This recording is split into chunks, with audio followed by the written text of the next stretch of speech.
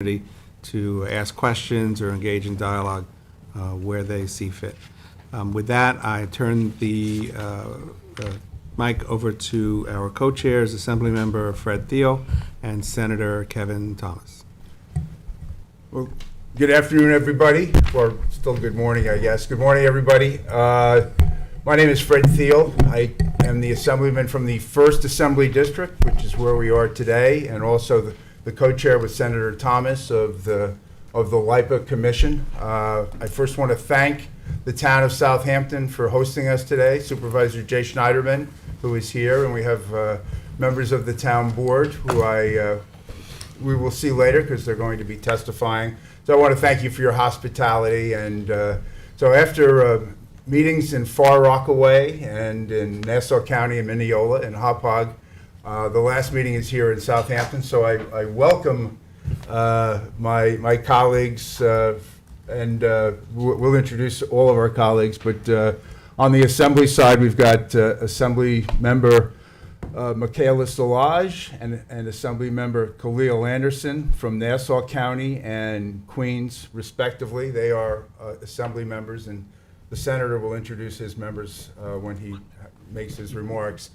So just to kind of give you the sense of where we are, this commission was formed about a year ago. It really was in response to the failures of PSE&G Long Island after Tropical Storm Isaias. There were a whole host of studies that were done after that, including those by the Public Service Commission and LIPA itself. LIPA was looking at alternatives to the current makeup, which was short-circuited when the contract of PSE&G was extended. But members of the legislature, unhappy with what happened after that tropical storm, wanted to look at the issue of public power, which was what was originally intended for the Long Island Power Authority. It had two purposes when it was created in 1986. One was to close the Shoreham nuclear power plant, which happened. The second was to take over LILCO.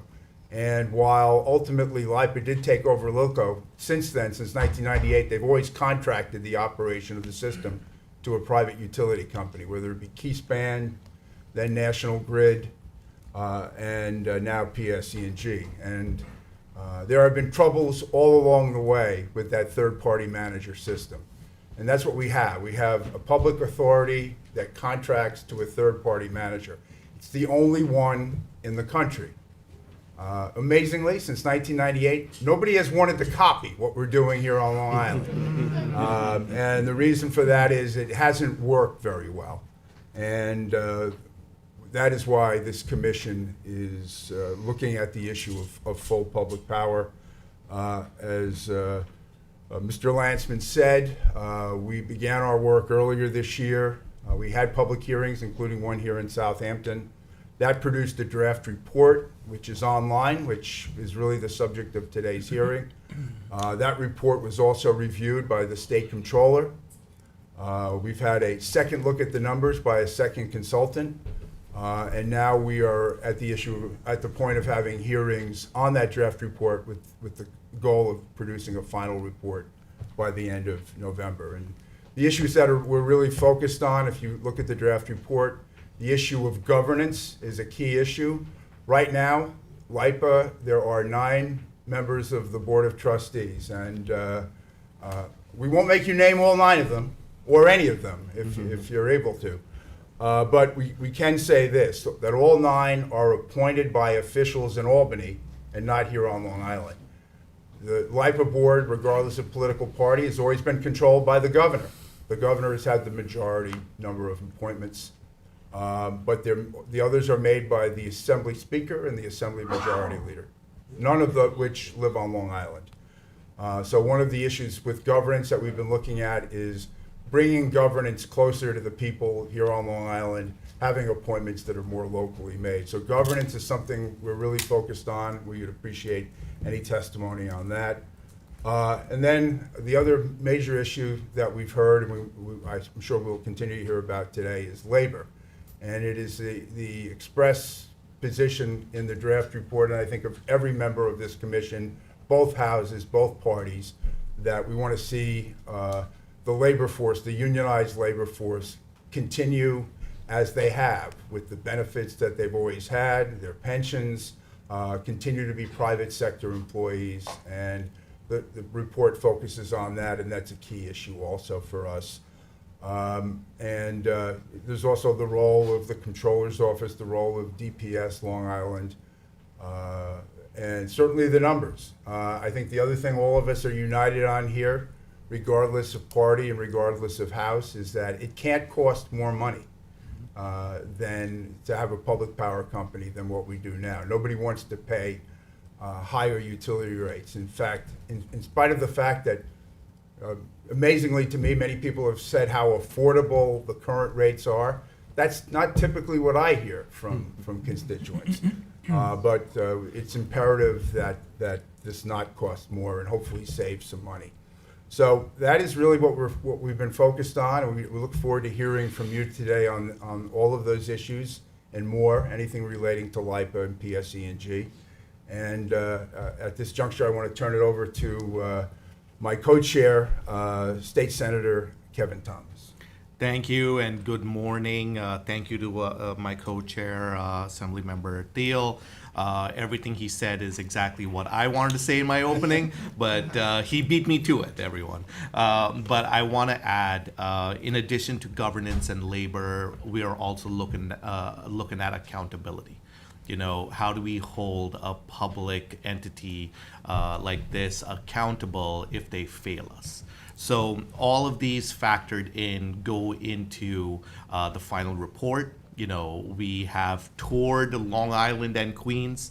We've heard from experts.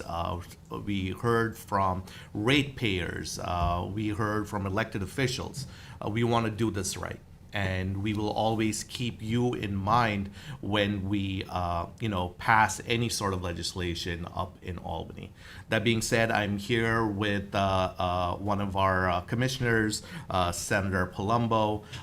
He's been great at putting in his 2 cents as well about all of these things. So looking forward to the hearing today and listening to experts and the public weighing in. Thank you. And also because this is also Senator Palumbo's district, and we have, we always let the hometown members say a few words, as we did in Queens and Nassau County. I wanted to give the senator a chance to say a few words. Well, I think you've both summed it up quite significantly that, we're all unified in our role as commissioners. This is to make a better product for the ratepayer, control affordability. We need to also keep in mind that we now have a CLCPA. We have a Climate Leadership Community Protection Act that is going to require some infrastructure costs and so forth. So we do have a big picture in mind as well, that we have a lot of goals that need to be achieved in the next 10, 15, 20 years that also will be part of this. So we need to keep, and we are going to, without question, all be on the same page, which I think we are certainly focused on doing. Creating the best product. Is it ever something easy? LIPA is always an easy target for, any utility is typically an easy target for someone to throw daggers, because obviously nobody wants to continue to have to pay for services when they're not reliable in certain circumstances. But whatever it may be, and I'm not suggesting that they are. I'm just saying this kind of as a general broad stroke comment. But thank you for allowing me to say a few words, and I look forward to the hearing. Okay, it's time to hear from the public.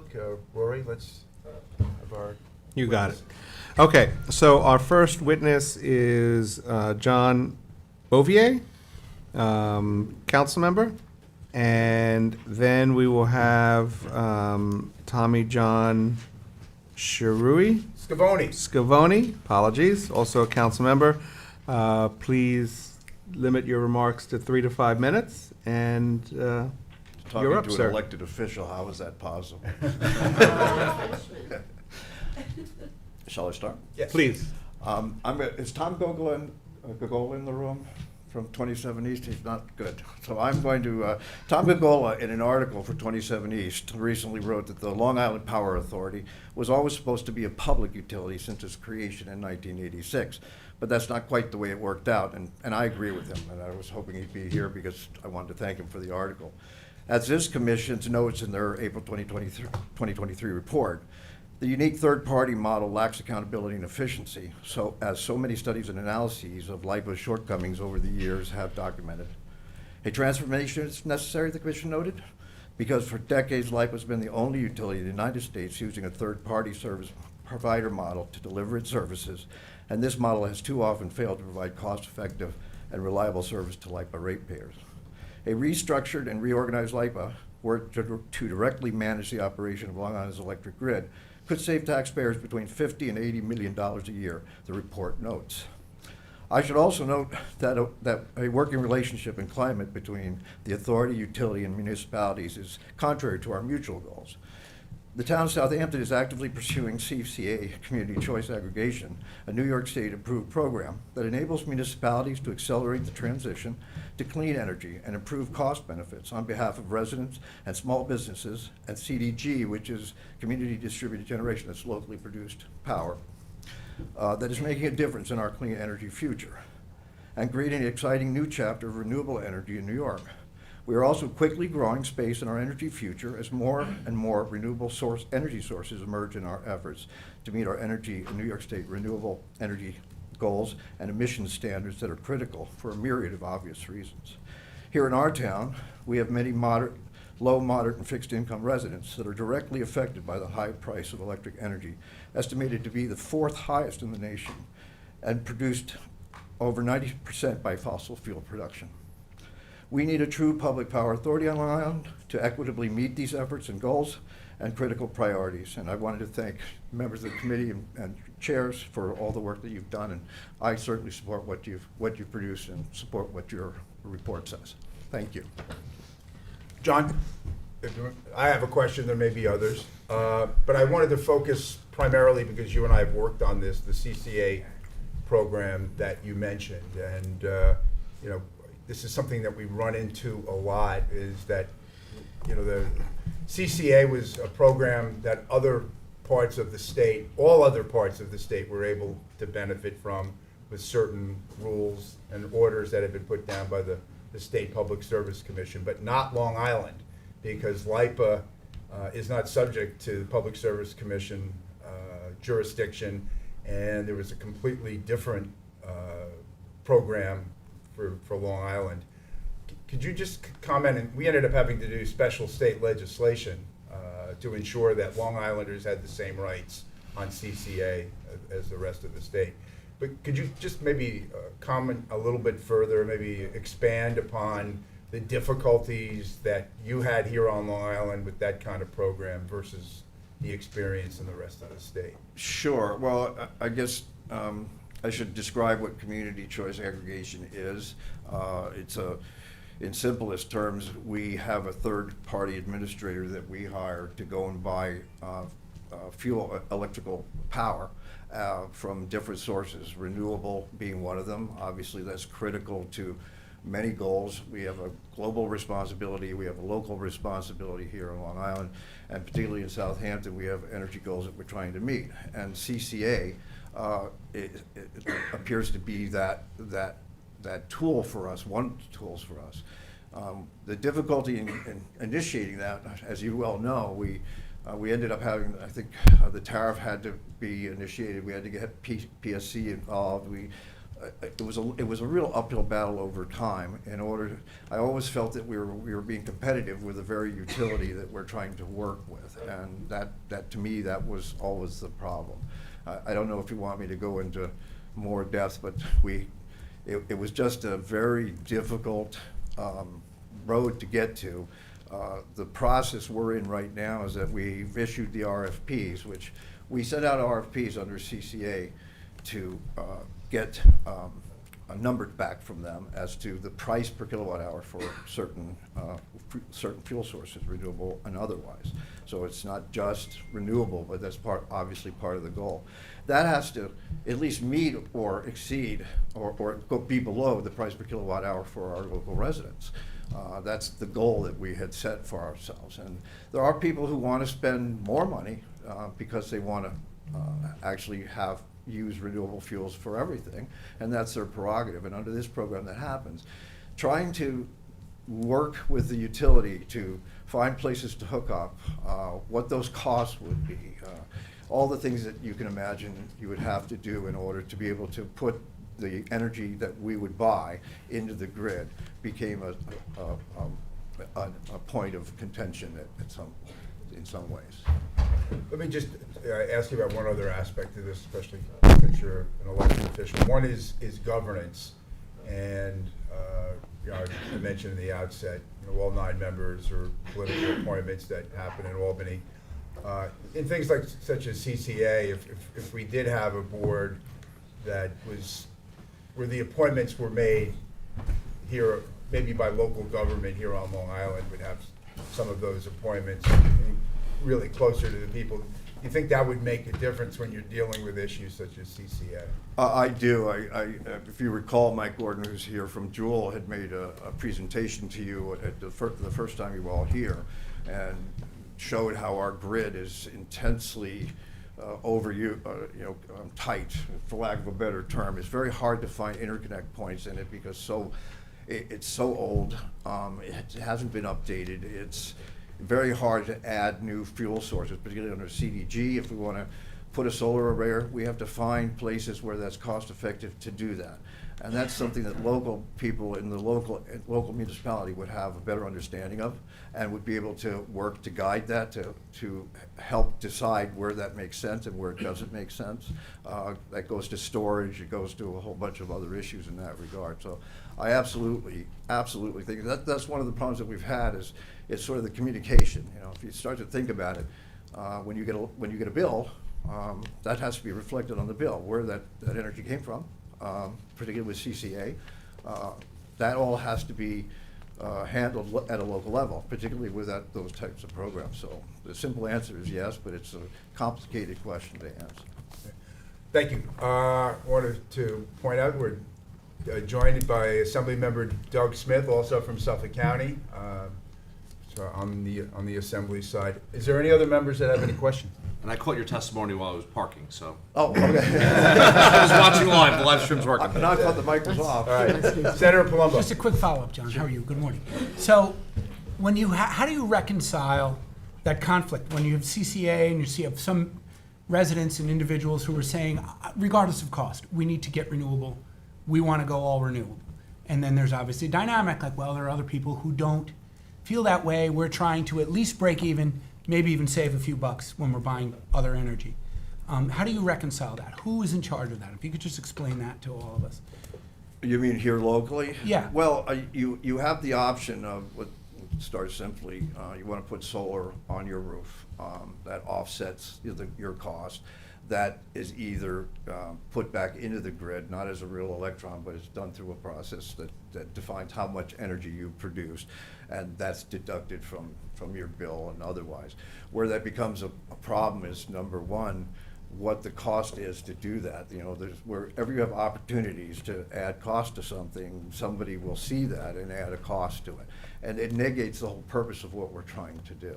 Now, some people, we have, as I said, we have low to moderate income people where the price per kilowatt hour here is significant, and it does affect them in a very real way. How can we help them do that? Well, we do that. Some of the renewable energy projects can help them. With localized CDG, we can help do that. We can produce local power. We have a little more control over it, how it's distributed, who it's distributed to. That's why I think working with a utility, with the power authority, is important, that we're all on the same page, having the same goals. Particularly when the state mandates certain things that we have to do, then we have to do them. But we have to also work with an authority, a power authority that wants to do that too. And it's not just an opportunity for revenue, but we're working with the goal of actually helping our constituents who do suffer. And in the Hamptons, we have this, everybody thinks everybody's rich here, and they're not. We have people that have real needs. And that's why we're trying to implement CCA for that reason. I hope that answers your Sure, it does. So the final decision is, of course, made by the board, right? Ultimately, Yes. and how they Yes, move it is. forward. And just a general comment that I'm solar on my house, which is great. The only wrinkle is when the kids think that it's actually free, you can hang meat in my living room in the summer. So we need to let them know that we still need to conserve kids, but anyway, thanks, thank you. Any other- And just to add to that, that there are, and when I noted that sort of the competitive environment that we have, that the utility and the authority, that everyone has their kind of programs that they're putting out there, all for ostensibly the same reason, but it doesn't always work out that way. And to work with the community, I think, is much more effective for a power authority, particularly when we have these new emerging technologies that are coming that we can take full advantage of. Offshore wind, you may not or may not agree with it. You can buy it or you can't. You don't have to. Solar, tidal energy, a lot of these things are emerging that we're going to have to deal with in the future. And I think that's really critical. In your report, you refer to it, and the only suggestion I would be is that you make it a firm, hard statement that in the future you're going to have to be dealing with these problems. Let's deal with them now while we can. Sure, and that was relative to my comment that I made at the beginning, that, you know, when you think about the ultimate infrastructure costs will be in the hundreds of millions, if not billions, and the price of capital is cheaper for a municipal agency than it is for a private agency. Good So in the point. event that we need to ultimately raise capital, that will probably all be passed off to the ratepayer. It's cheaper to have a municipal agency get the money than private. So that's another really significant issue that I think we've all acknowledged. Yeah, and we're trying to digest. municipal- It's not an easy answer, as you can see. No, it's not. And it's also the municipality that drives the grid in many ways, both in its function and design, right? So where we have higher power requirements, that sort of, that trickles down into the way that grid is designed. And this grid in particular is saturated right now. So serious money is going to have to be spent on it if we're going to meet the goals that we're mandated to do by both the state and the country and the global crisis and climate change and sea level rise. Exactly. Yep. Thank you. Any other questions? Thanks, John. Thank you. Thank you. Next will be Councilman Schiavone, and after him will be Mr. Mike Gordon. Good morning. Good morning. And How's welcome it to feel to be on that Southampton. side of the table? It's interesting. Not my first time, though. In fact, the last time I was at this podium was speaking to this very commission. So I want to thank the chairs coming out here, Senator Thomas, Assemblyman Thiel, and the rest of the panel for being out here and working on this important issue. And Senator Thomas, I also experienced what you experienced by following Councilman Bouvier, who took many of the points that we here in Southampton are concerned about. So thank you, Councilman. Hey, just for the record, we let Senator Thomas go first in Nassau County. Oh, is that right? No. You know, Senator Palumbo, one thing I'd like to add to our CCA system is that we do provide an opt-out provision for folks who want to go the more conventional method. Hopefully, it's a new method that this commission will establish, but you know there is an opt-out provision there.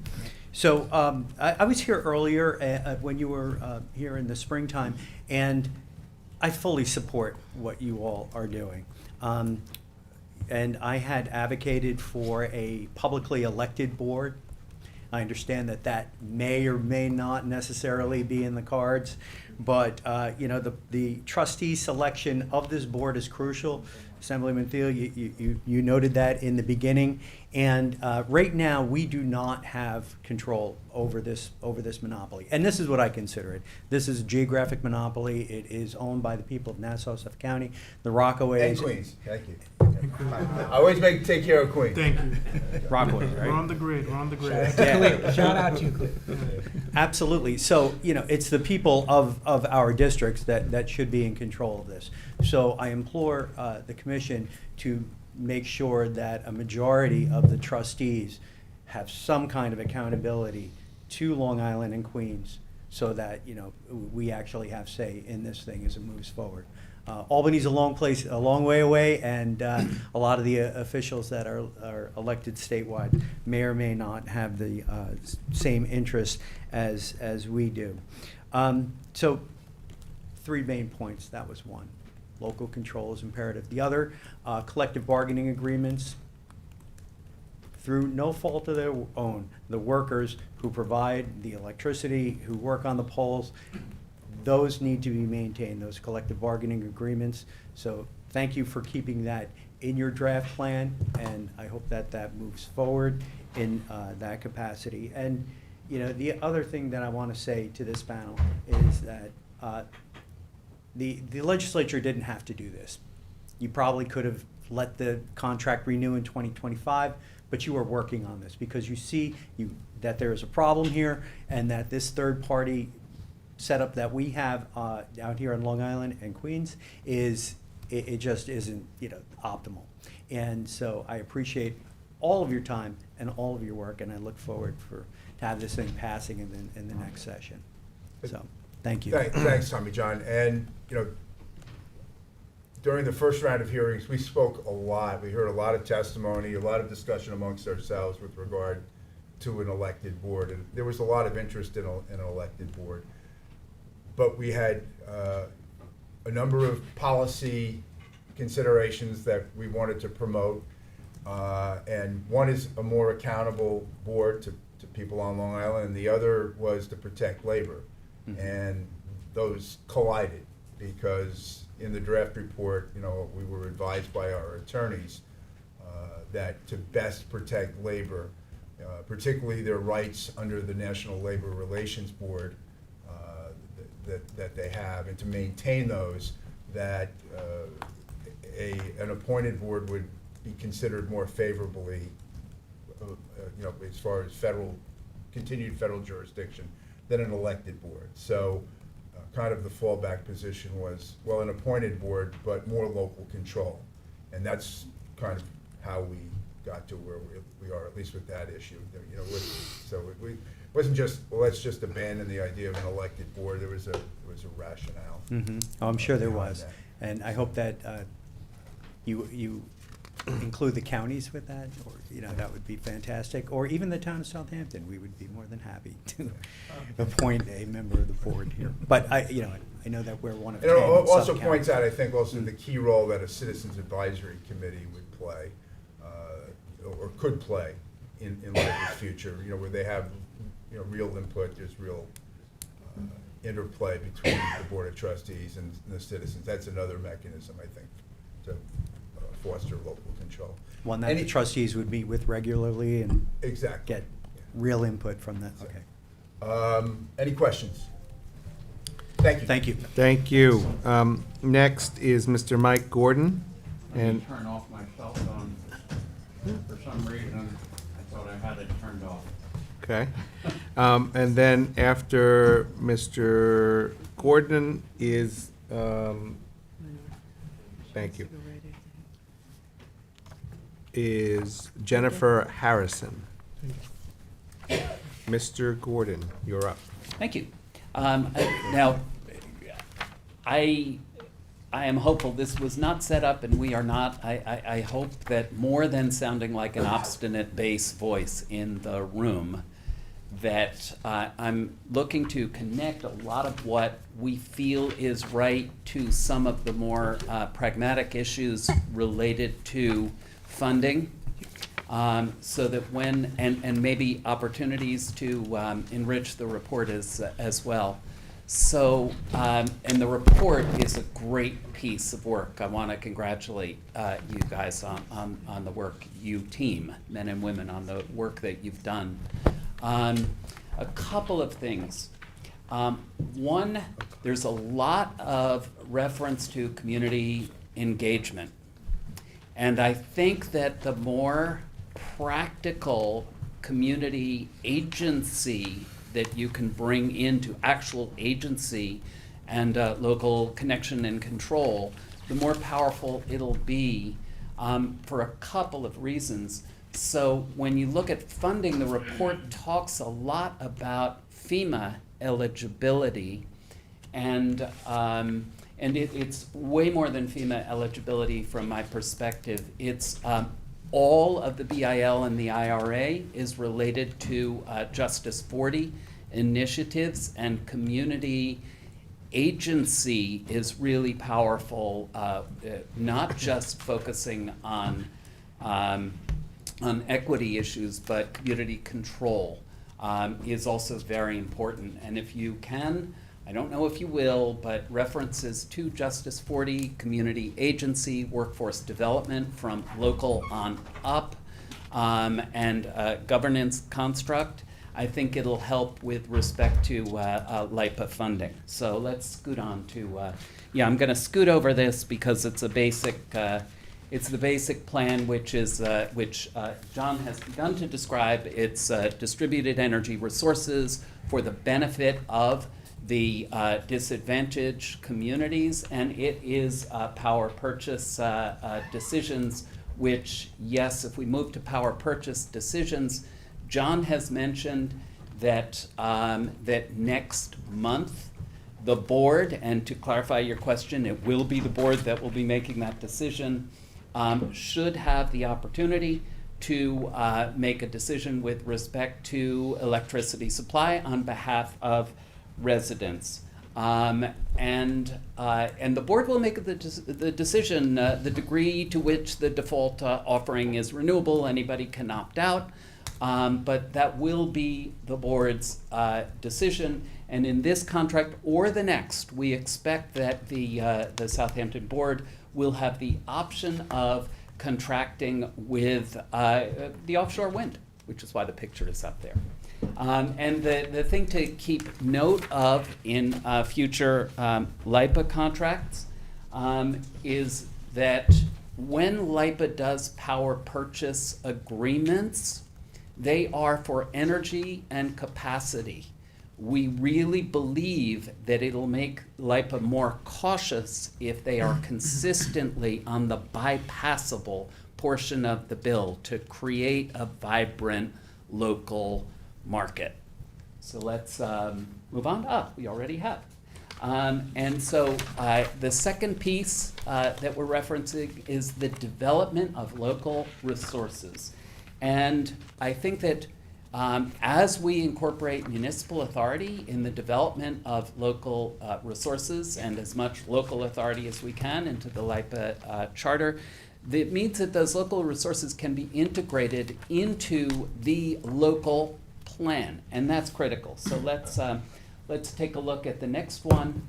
And this is just one case study of a 4.6 megawatt piece, which is being built on a local capped landfill.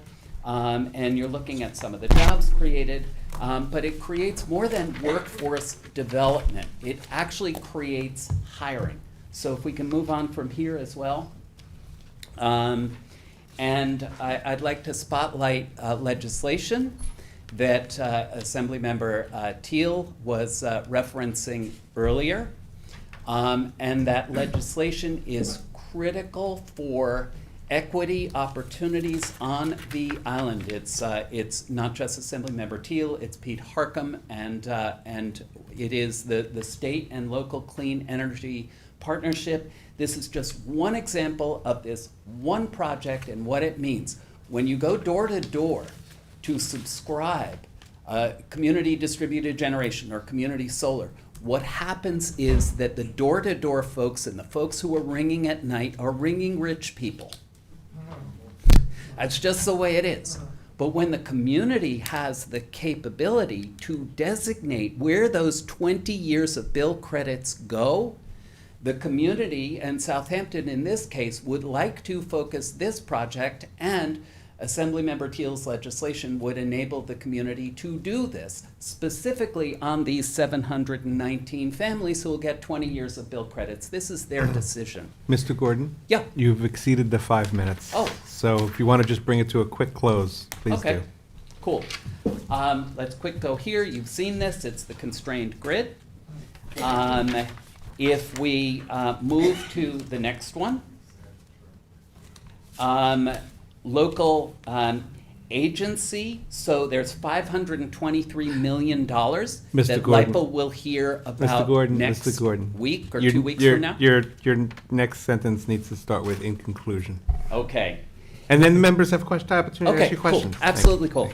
So from this, if LIPA gets the money, in conclusion, there will be 819 megawatts built on these 48 loops.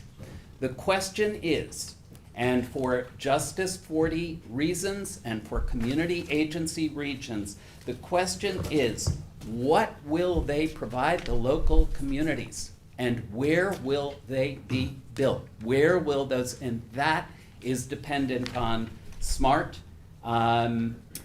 governance decisions and actual local agency. And I will end it there. Thank you very much. Thank you. You referenced the State and Local Clean Energy Partnership Act, which we did introduce late last session. So I just wanted to point out that it was late in the session. It's obviously, just going through the presentation here, a fairly complex policy issue. So it's something that didn't really get a chance to get a full hearing, at the end of session.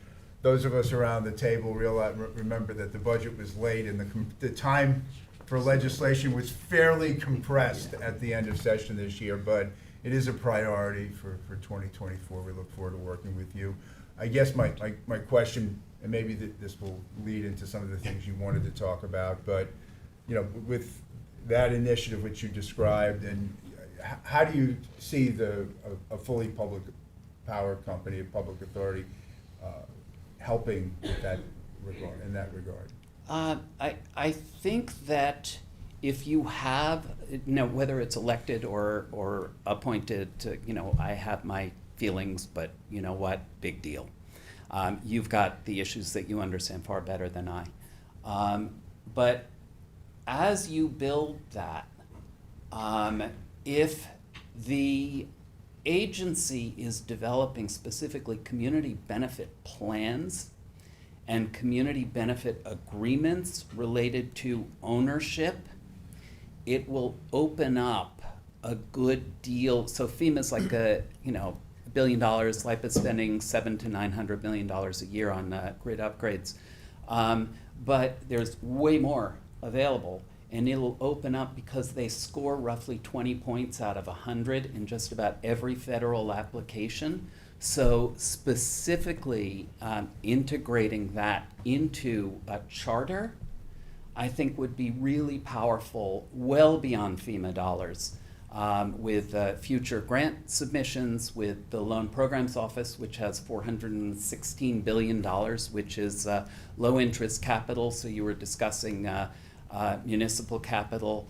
And so it all becomes a virtuous circle, and you need the flexibility that your Clean Energy Partnership Act will provide, and as local as you can possibly get with respect to ownership here or election of the board would be a powerful synergy. Okay, thank you. Other questions? Yes, I had a question. Thank you for your presentation, Mr. Gordon. So just so I understand correctly, is this your proposed structure, governance structure, for the Long Island Power Authority? I read the report. I don't pretend to understand the union issues that you've articulated. I do think that if appointments are local, it'll be powerful with respect to community agency, whether it's appointments or elections. I think that'll be pretty darn powerful. So with respect to structure and also with respect to community agency, if it's in the charter that the community, grid upgrades, the community should be involved very early. Doesn't mean that they should be decision makers with agency. They should be involved early. But with respect to what actually is built on those lines and where it's built and the communities that it serves, I do believe that there should be prioritization to community agency in that process. Maybe it's in the charter, maybe it's in the governance. I'm not really sure, or Okay. I have my But you opinions. support they're- some elements of what was in the report plus. Absolutely. And then can you Yeah, speak? yes, sorry. yes, and Yes, basically. and, okay. Yeah. That's the ampersand, I think. Yes. Yes, and. But in any case, also, can you speak a little bit more to the 523 million in investments? Is that something that's Yeah. already in the works that you're a good proposing? question. Those dollars are spent otherwise? Because remember, It's a good question. the Power Authority has a management fee that I'm sure is included in that. So if you cut them out, it probably brings that number up or down depending where it is. Yeah. So can you speak to that? So the Power Authority, in late May, proposed to the federal government that it receive $250 million of grants, and it would supplement that with $275 million of its own, whether it's borrowing capacity or ratepayer, it was not clear. And they identified the 48 distribution loops that they would actually upgrade for that $523 million. They will find out, supposedly they said late summer they're going to start issuing decisions on the federal government grant. The federal government, through the Grid Resilience Innovation Program, the federal government encouraged LIPA to submit for that money, and it is fortnight perhaps before we hear whether they get those dollars. Got it. Thank you. And I'm looking at this, the Queens Loop. Looks like this is one of the larger, more extensive loops, separate from this one here near Middle Island. So does that impact how much is being invested based on the size of the loops? And Boy, it's hard to see the map, yeah, but this I is a know. really good rendering. And they did not go Yeah. into detail in their proposal. I would imagine that the larger the loop, the more money Yeah, that of it will invest. And it's not to say that this is all that LIPA's putting in, because they put in 900 million a year, or 7 to 900 million a year. But I do expect that where they're larger and where the capacities are larger, Yeah. it's gonna be more money. Okay. And there'll be more megawatts available there as well. I made a mistake though. This large loop is, I'm trying to read it, but this is Gilgo Beach. I want, if you got another map that kind of zooms in on Queens, I want to see what that loop looks like. Okay, Those are all my questions. deal. Thank you. So my question, listening to you, and I believe you testified last round of hearings Yes. as well. I remember a similar slideshow. So now, this time my question is, are you suggesting that I represent Islip and Brookhaven townships. Are you suggesting that the townships of Islip and Brookhaven be incentivized to build their own either renewable energy or energy generating plants? Or are you suggesting that we exchange one private entity that is PSEG Long Island with dozens and dozens of other private companies? Both. So that in the IRA, there's money for, it's called direct pay, which is across like 14, 15 different sub-agencies. So Brookhaven can actually own their own and get direct pay federal dollars for doing that. So Brookhaven could in fact own their own stuff, and it could also create lease payments from myriad private companies that are working elsewhere. I am suggesting though that it is in your jurisdiction to decide what you want to be built and why. Okay, all right, thank you. Any other questions? Just a quick comment. Regarding that, even municipal ownership, I guess, of, Yeah. for example, a solar array. I've had these discussions with some town supervisors and some up west as well. You know, the headache that's involved with that, Yeah. and the the fluctuation Yeah. of revenue. I know that Yeah. there were some discussions that they would be interested in lease payments, maybe leasing Yeah. the old landfill, for example, and say, you know what, we can budget for it. We'll take a number, knock yourselves out, private industry. I Yeah. hope you make millions so we can all eat. That's one just comment that I had. And secondly, regarding the elected board, in addition to the comments Assemblyman Thiel mentioned regarding labor, and this is a good, and I say this being so naive to the process in 2013, I never carried a petition, I never ran for office. I said, it'll be fun to run for assembly. And it is a war machine to be elected. So you need petitions. And so when you think about, there are actual significant costs if we have an elected body. Will they be running on party lines? Will they be like a village where it's, save the village line? You're going to have a petition process. You're going to have elections, which cost money unless they're on a cycle, the school board or a general. And now, 6 elections later that I've run through, it is a lot just to get people qualified to specifically run. And then there's campaign finance issues. So there are so many layers to it that in addition to the labor issue, that an elected board is a lot. And this is something that, in hindsight, it sounds like a great idea, but when you actually get down into the weeds, like there is a tremendous amount of, there are significant issues that might also include significant cost. So I think that's also a concern that at least I have, and I know some other members have discussed as well. Totally got it. And two Right. quick notes on what you say, and they're very quick.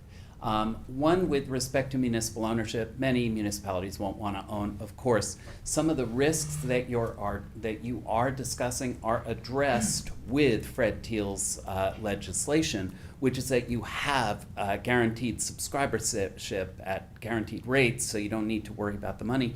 The other thing is that you can still be eligible for direct pay if it is a nonprofit. So a local homeless shelter that provides meals for people who are victims of domestic violence is an example in Rochester. You can get access to direct pay to the direct pay features with a nonprofit, even if the municipality decides not to, or the municipality can get lease payments, as I think you're doing here. Thank you. Thank you. Thanks a lot. Thank you very much. Next, we're going to hear from Jennifer Harrison and then Grant Newberger. Hi, thank you, commissioners. I am Jennifer Harrison. I am a resident of Mastic. And every Long Islander needs to pay attention to what is happening here today. I think it's pretty ironic that Senator Thomas, who is ignoring me and is on his phone right now, you're laughing in our faces again like you did with the nursing home deaths, promises that you're going to keep us in mind when you get to Albany, but we know that that's not the case. I obviously am in opposition to this. History has shown that more government can lead to higher costs, and these are costs that Long Islanders cannot afford. My family, like many others, depend on reliable and affordable utilities. With the current economic challenges, including rising costs and inflation, we simply cannot afford the risk leading to increased energy costs. Government-run utilities aren't always the most efficient, and when costs begin to rise, the burden always falls on ratepayers and taxpayers, a double hit to our wallets. Government-initiated changes often come with high costs and complications, and if the service deteriorates, the burden again falls on the taxpayers. Government also isn't known for being efficient. When the government makes changes, it often costs too much and gets too complicated. If things go wrong and service goes down, then we end up paying for it. I am concerned that we don't know what we're signing up for, and that it could mean a higher bill at the end of the month. My family needs reliable, affordable utilities. We're already dealing with rising costs and inflation. We cannot afford the risk and rising energy costs. They always say it will be cheaper, and then in 5 or 10 years from now, service is down and we're paying more taxes. Transitioning to municipalization can be an expensive and could mean delays or disruptions in service. In startup fees alone, ratepayers may end up paying more. Government isn't experienced at running a utility either. So are we going to have to wait for a learning curve or transitional period on how to do their jobs before we can turn lights back on in an emergency? Most importantly, this isn't about the name on the door. This is about the workers who climb lines in storms to keep the lights on, and their futures are placed at risk with this big change. We don't need higher taxes. We need things to stay the same. Otherwise, ratepayers are going to bear the brunt of these costs and outages. I urge you to say no. Want to apologize for being on the phone, but it was government related. I did hear your testimony. Had a quick question. If we were to, go into a full public mode with LIPA, how would you hold them accountable? Well, you could create panels, you could create advisory boards, you could write legislation as legislators. There are all kinds of alternatives. Okay. Other questions? Thank you. Thank you. Thank you. Next is Grant Newberger, and after Mr. Newberger is legislator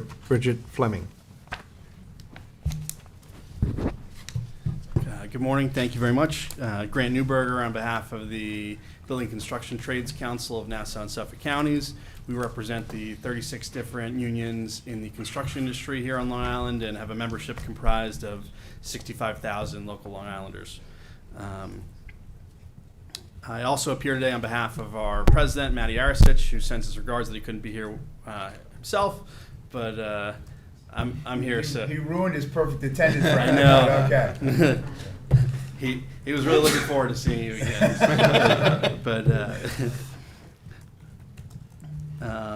Anyway, I wish to share our thoughts here in Southampton on the municipalization of LIPA.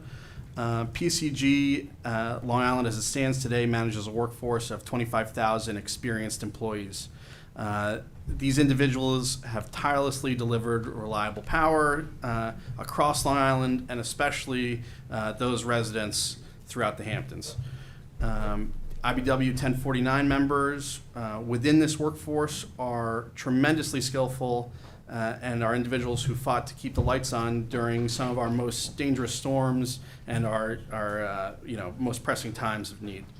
Municipalization jeopardizes the present PCG workforce, their benefits, their pensions, the benefits that they've worked hard throughout their entire careers to accumulate are at risk of disappearing entirely.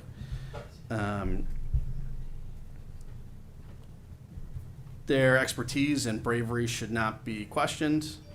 However, municipalization places them in a precarious position where they have to renegotiate for their future.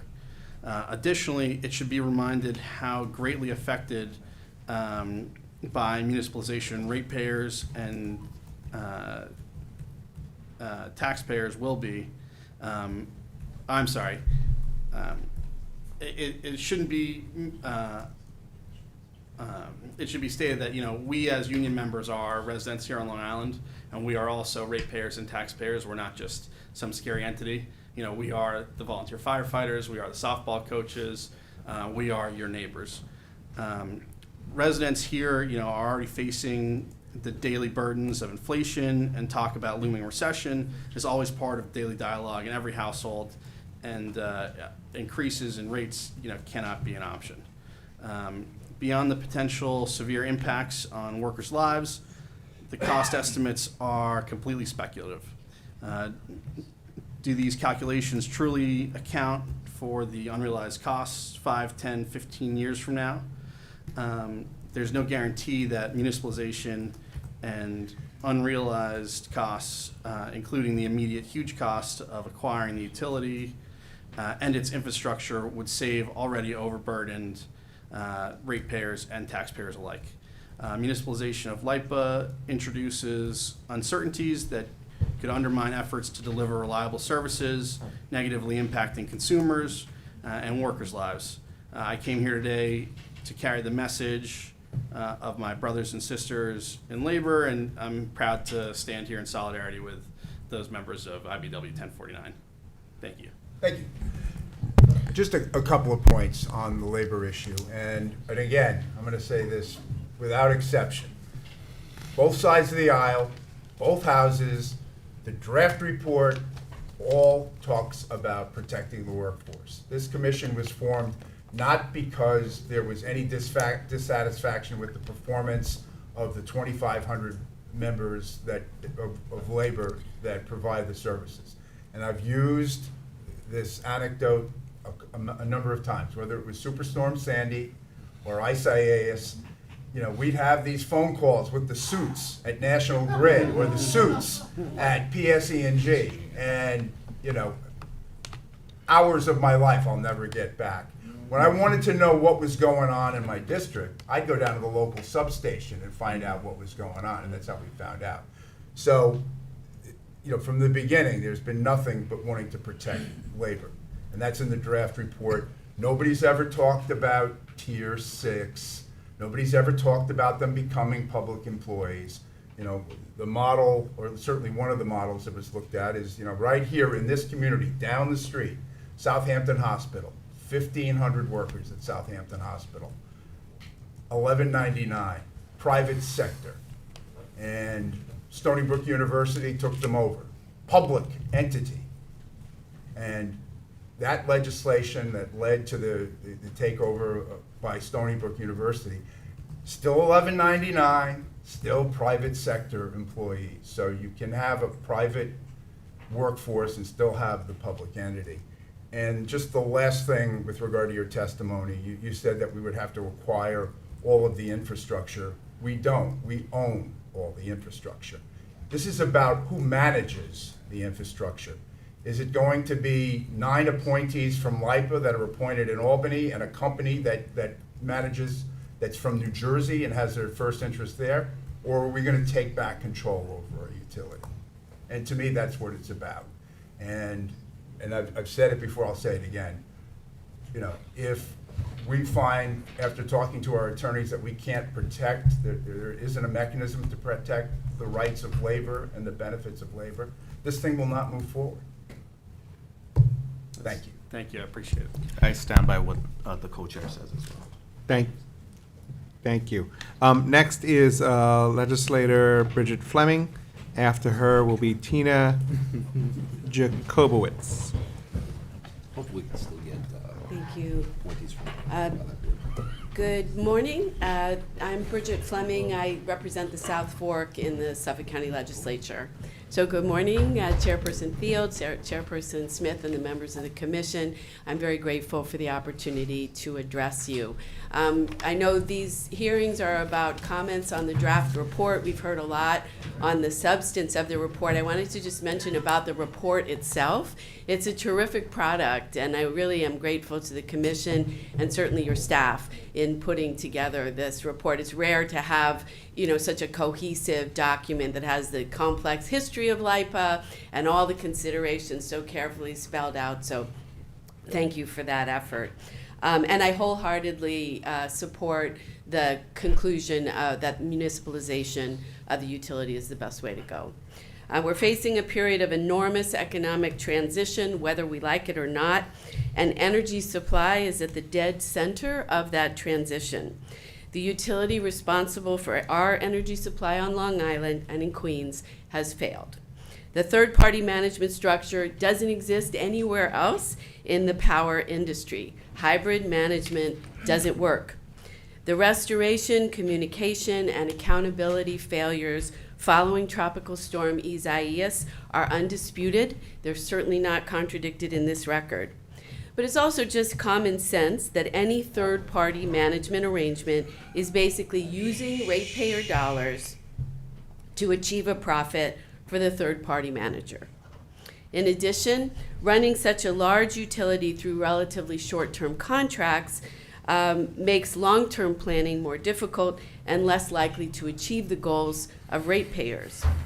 For instance, eliminating LIPA's reliance on PSE&G for completing the integrated resource plan alone promises that critically important decisions regarding resiliency will be more likely made in the best interest of Long Island communities rather than in the best interest of the private shareholders.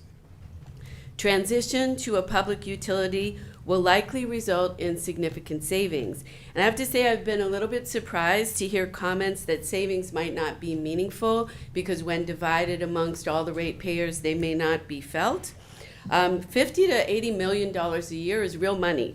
And during a time of transition in energy supply, we've already heard testimony regarding that, and also considering the challenges you face regarding labor and transitioning the workforce, that money may offer options for dealing with these challenges while reducing the burden on ratepayers. With regard to governance, it would appear from an accountability standpoint, which is critically important, especially if you're thinking of reducing or eliminating the role of DPS, and certainly supported by the comparisons and other considerations in your report, it appears that an elected independent board would be ideal. However, I realize that might not be possible given what we've heard and Assemblyman Thiel was just commenting on and Senator Smith agreed with, this universal commitment to preserving the bargain for terms and conditions of employment of the workforce.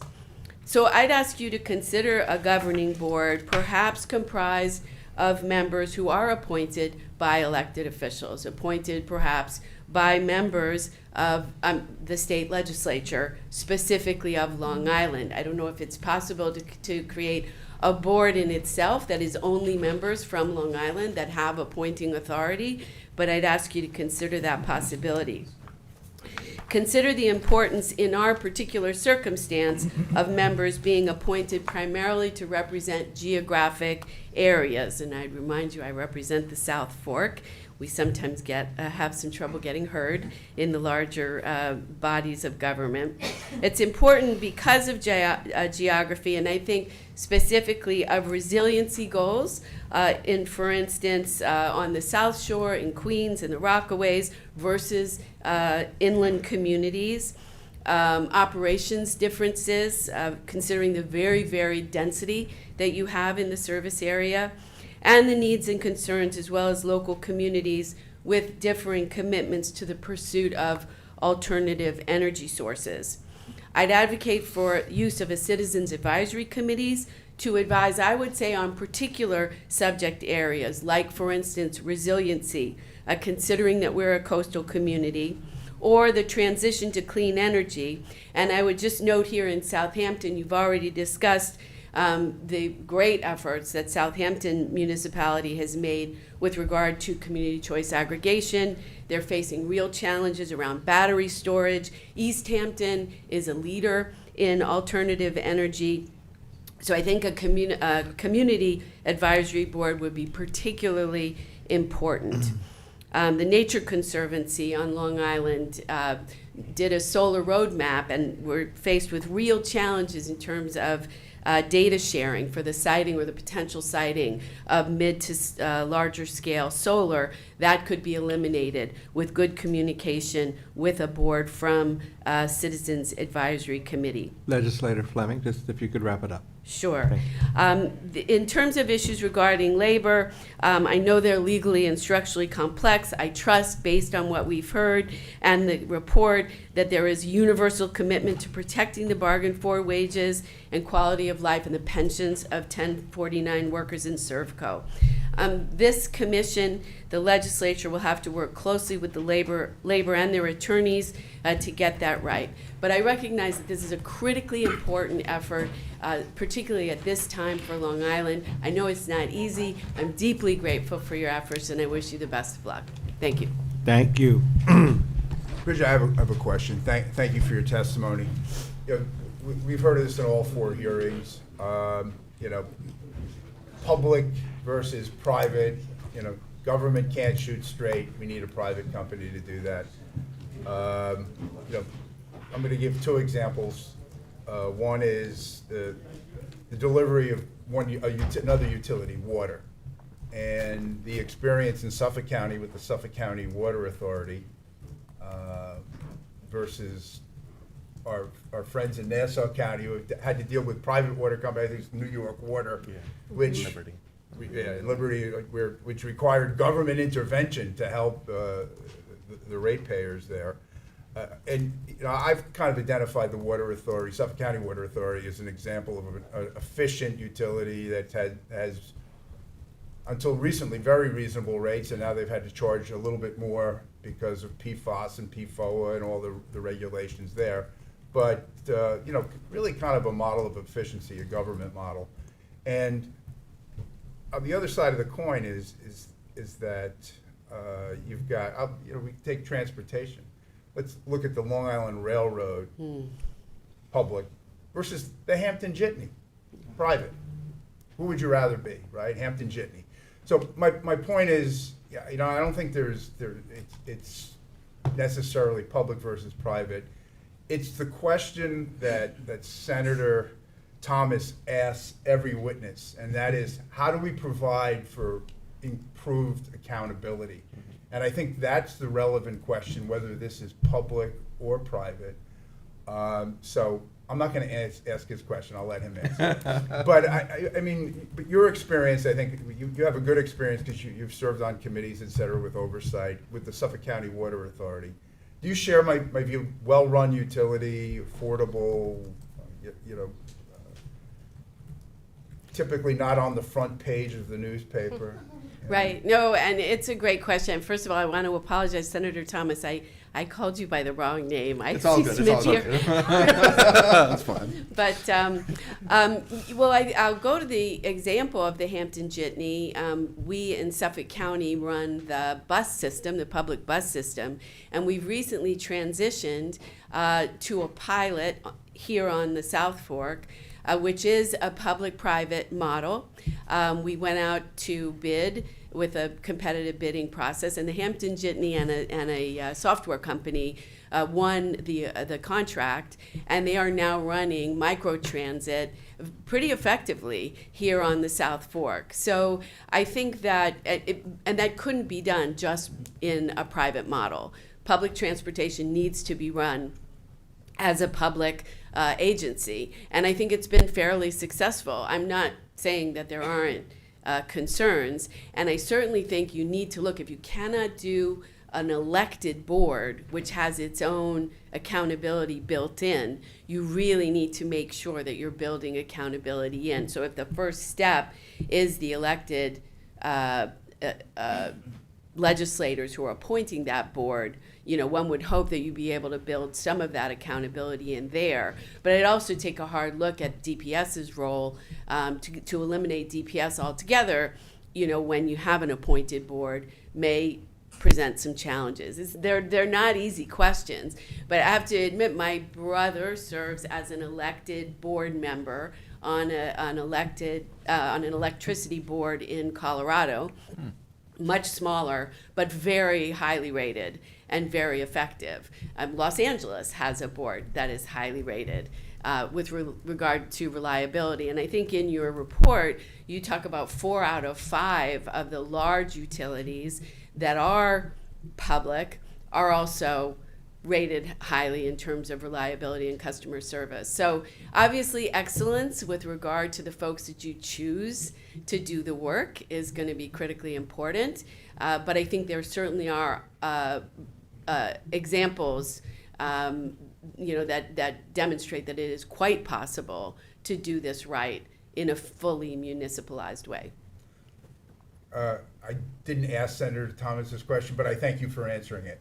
I had a quick follow-up. Since you brought up the fact that your brother is on, you know, a board out in Colorado, has he ever mentioned how he has been able to hold the utility accountable if they've fallen short on metrics, etc.? No. I can't give you an example. I wouldn't feel comfortable giving it. No. I'll tell you what he feels about the Giants. No, but I do think the question is clarity in the governing structure. You need to have clarity in where that accountability lies. Certainly eliminating this multi-layered, you know, management structure gets you a step closer already. I know I've heard concerns. I think the PSE&G representative talked about Superstorm Sandy and how PSE&G, or maybe it was you, Assemblyman Smith, talking about how PSE&G side of things was more responsive than the LIPA side. But I think the critical question was who was in charge? Right. You know, if you can keep circling around and putting blame on the other guy, chances are you're not going to do your job as well as if the buck stops with you. And I think there's a reason why Long Islanders and the Rockaways are confused about that. I mean, we've had the same third-party model since 1998. But no one else does. Yeah, but different companies, but the same model. But, you know, the former governor thought, well, the way we fix that is we're going to rebrand. Even though it's the same model, we're going to put PSE&G on the trucks instead of LIPA. Because everybody hates LIPA, we'll try and take a good shot with PSE&G, and you know that's people branding. tell me LIPA does not exist. exist. That's branding. That's not accountability. Like LIPA doesn't exist anymore. Yes, it does. Well, that goes back. But the point is, people don't know who's in charge. Right. You know? That's very true. Yeah. But it also, the question that you asked goes back to my initial comment that this is great work you're doing, because it takes a lot of guts. There is no easy answer, but it's critically important, especially at this moment in Long Island history. Thank you. Thank you. Any other Thank questions? you. Oh, wait. Yeah, Thank so us. I like the idea that you raised about trying. No, I wouldn't. Senator Smith. I'm an assemblyman. I actually work for a living. No. Sorry, no. Present company excluded. No, but I think you raised an interesting point because, you know, being a service territory of the Rockaways, Nassau and Suffolk, it's really, really tricky. Rockaways have 35,000 customers. Nassau and Suffolk have, you know, more customers each. So to get a 9-member board that's reflective of every single person that lives and regionally, you brought up an idea, and you know, I wish there was a function. And again, we can't just say this is how it's always been done, so we can't do it this way. But you know, we have 23 or 24 assembly districts that kind of nicely fit over the territory. Maybe that's a thought, but that's a lot of cooks in the kitchen to have to make an appointment. But let me ask you, as your role as a Suffolk County legislator, what is your feeling if, let's say, a 9-member board, let's just take Suffolk, for example, if Suffolk got 2 appointees that were proposed by the county executive and approved or disapproved by the legislature, what are the pros and cons? Because I'm sure you've been through many of these hearings or... Nope. Really? No, I mean, you really are faced with a unique kind of set of challenges. Are there any boards that, I mean, the Water Authority, the Board of Elections, I'm thinking of boards Right. that you have some appointment power. How does that work? Is that very unique? No, I mean, it's just very different because you have so many municipalities involved in this particular undertaking and such variance with regard to density, goals, resiliency, all those things. It's a big, big territory. So, I mean, I think it does work well for the Water Authority, for instance, for the county executive to propose and the legislature to confirm appointments. But in this case, I would say, you know, is it, as someone suggests, I think 1049 suggested have the borough president of Queens, Yep. the county executive of Nassau, the county executive of Suffolk. I think that is it is a possibility, but I would just, particularly since we're here in Southampton Town Hall and you've heard about some of the work that Southampton has done, I would consider that individual localities have such differing They do. perspectives that it might be better to consider a larger board. There are boards that are made up of 15 members, but if you had the state legislators comprising a board that would make those appointments of, say, 15 people, then each of those legislators would at least have an opportunity. If you're talking about the Rockaways or if you're talking about Montauk, you have the same issues with regard to coastal resiliency. You have completely different issues with regard to density. So, you know, it's just, there are just too many variations, I think, to effectively run the thing without having local input. I happen to agree. And actually, yesterday I spent a great deal of time, the entire day, on the North Fork. There was a farm tour where we had folks from New York City senators and assembly members touring some of the great facilities in Fred and Tony's districts. It was great to see and expose that. And absent a Peconic County, which we currently do not have, and again, I second that motion. Yeah. So, but you know, I've thought about that, you know, and the fact that Eastern Long Island, and again, I'm more Western Suffolk, even though I'm kind of in the middle with Brookhaven and Islip. The needs are so diverse in the East End of Long Island, and even as part of the county legislature, having you know, a legislator in the North Fork, South Fork, and even in the Assembly, a legislator in the North and South Forks.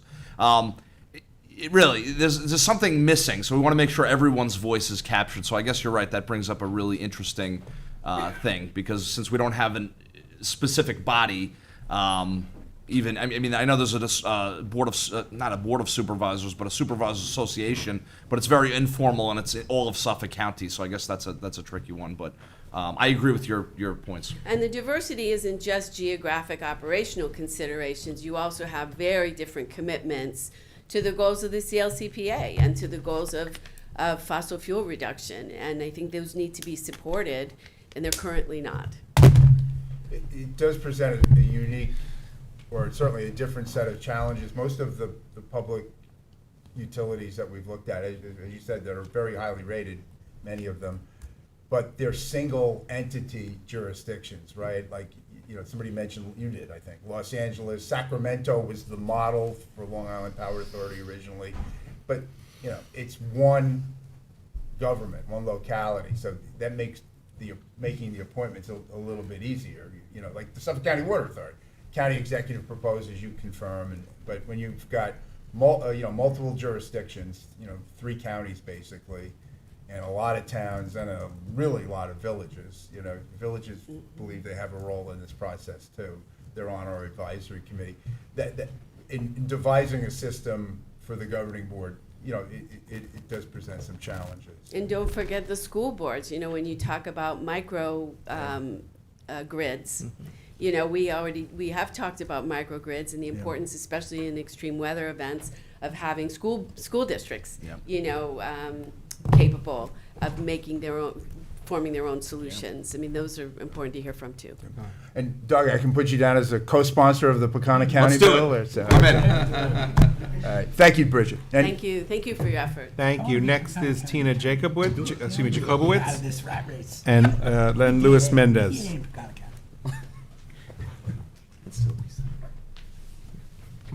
Hello. Hello. My name is Tina Jacobowitz, and I am a resident of Watermill. I am the treasurer of PEER, which is the Progressive East End Reformers. We are a local grassroots organization established approximately 8 years ago, and we focus primarily on Eastern Suffolk and the East End. PEER is a member of NIPAN, the New York Progressive Action Network. 2 of the main issues that we address in PEER are climate change and protection of our most vulnerable populations, and LIPA Going Public supports the mission of our group. We strongly support having 100% renewable energy, especially because, as we all know, we live in a very sensitive region of the country. Going fully public will expedite this transition. Additionally, going fully public will better position LIPA to meet the needs of poor people, seniors on fixed incomes, people with disabilities, and other vulnerable groups.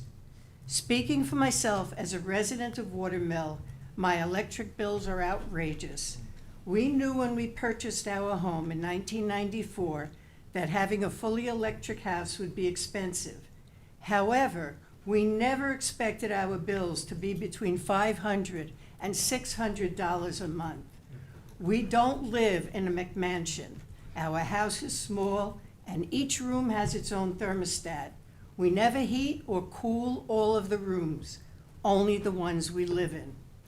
For these reasons, PEER and I strongly support a fully public LIPA. This action will lower our rates, provide more transparency, and allow more opportunities for local input, which is crucial.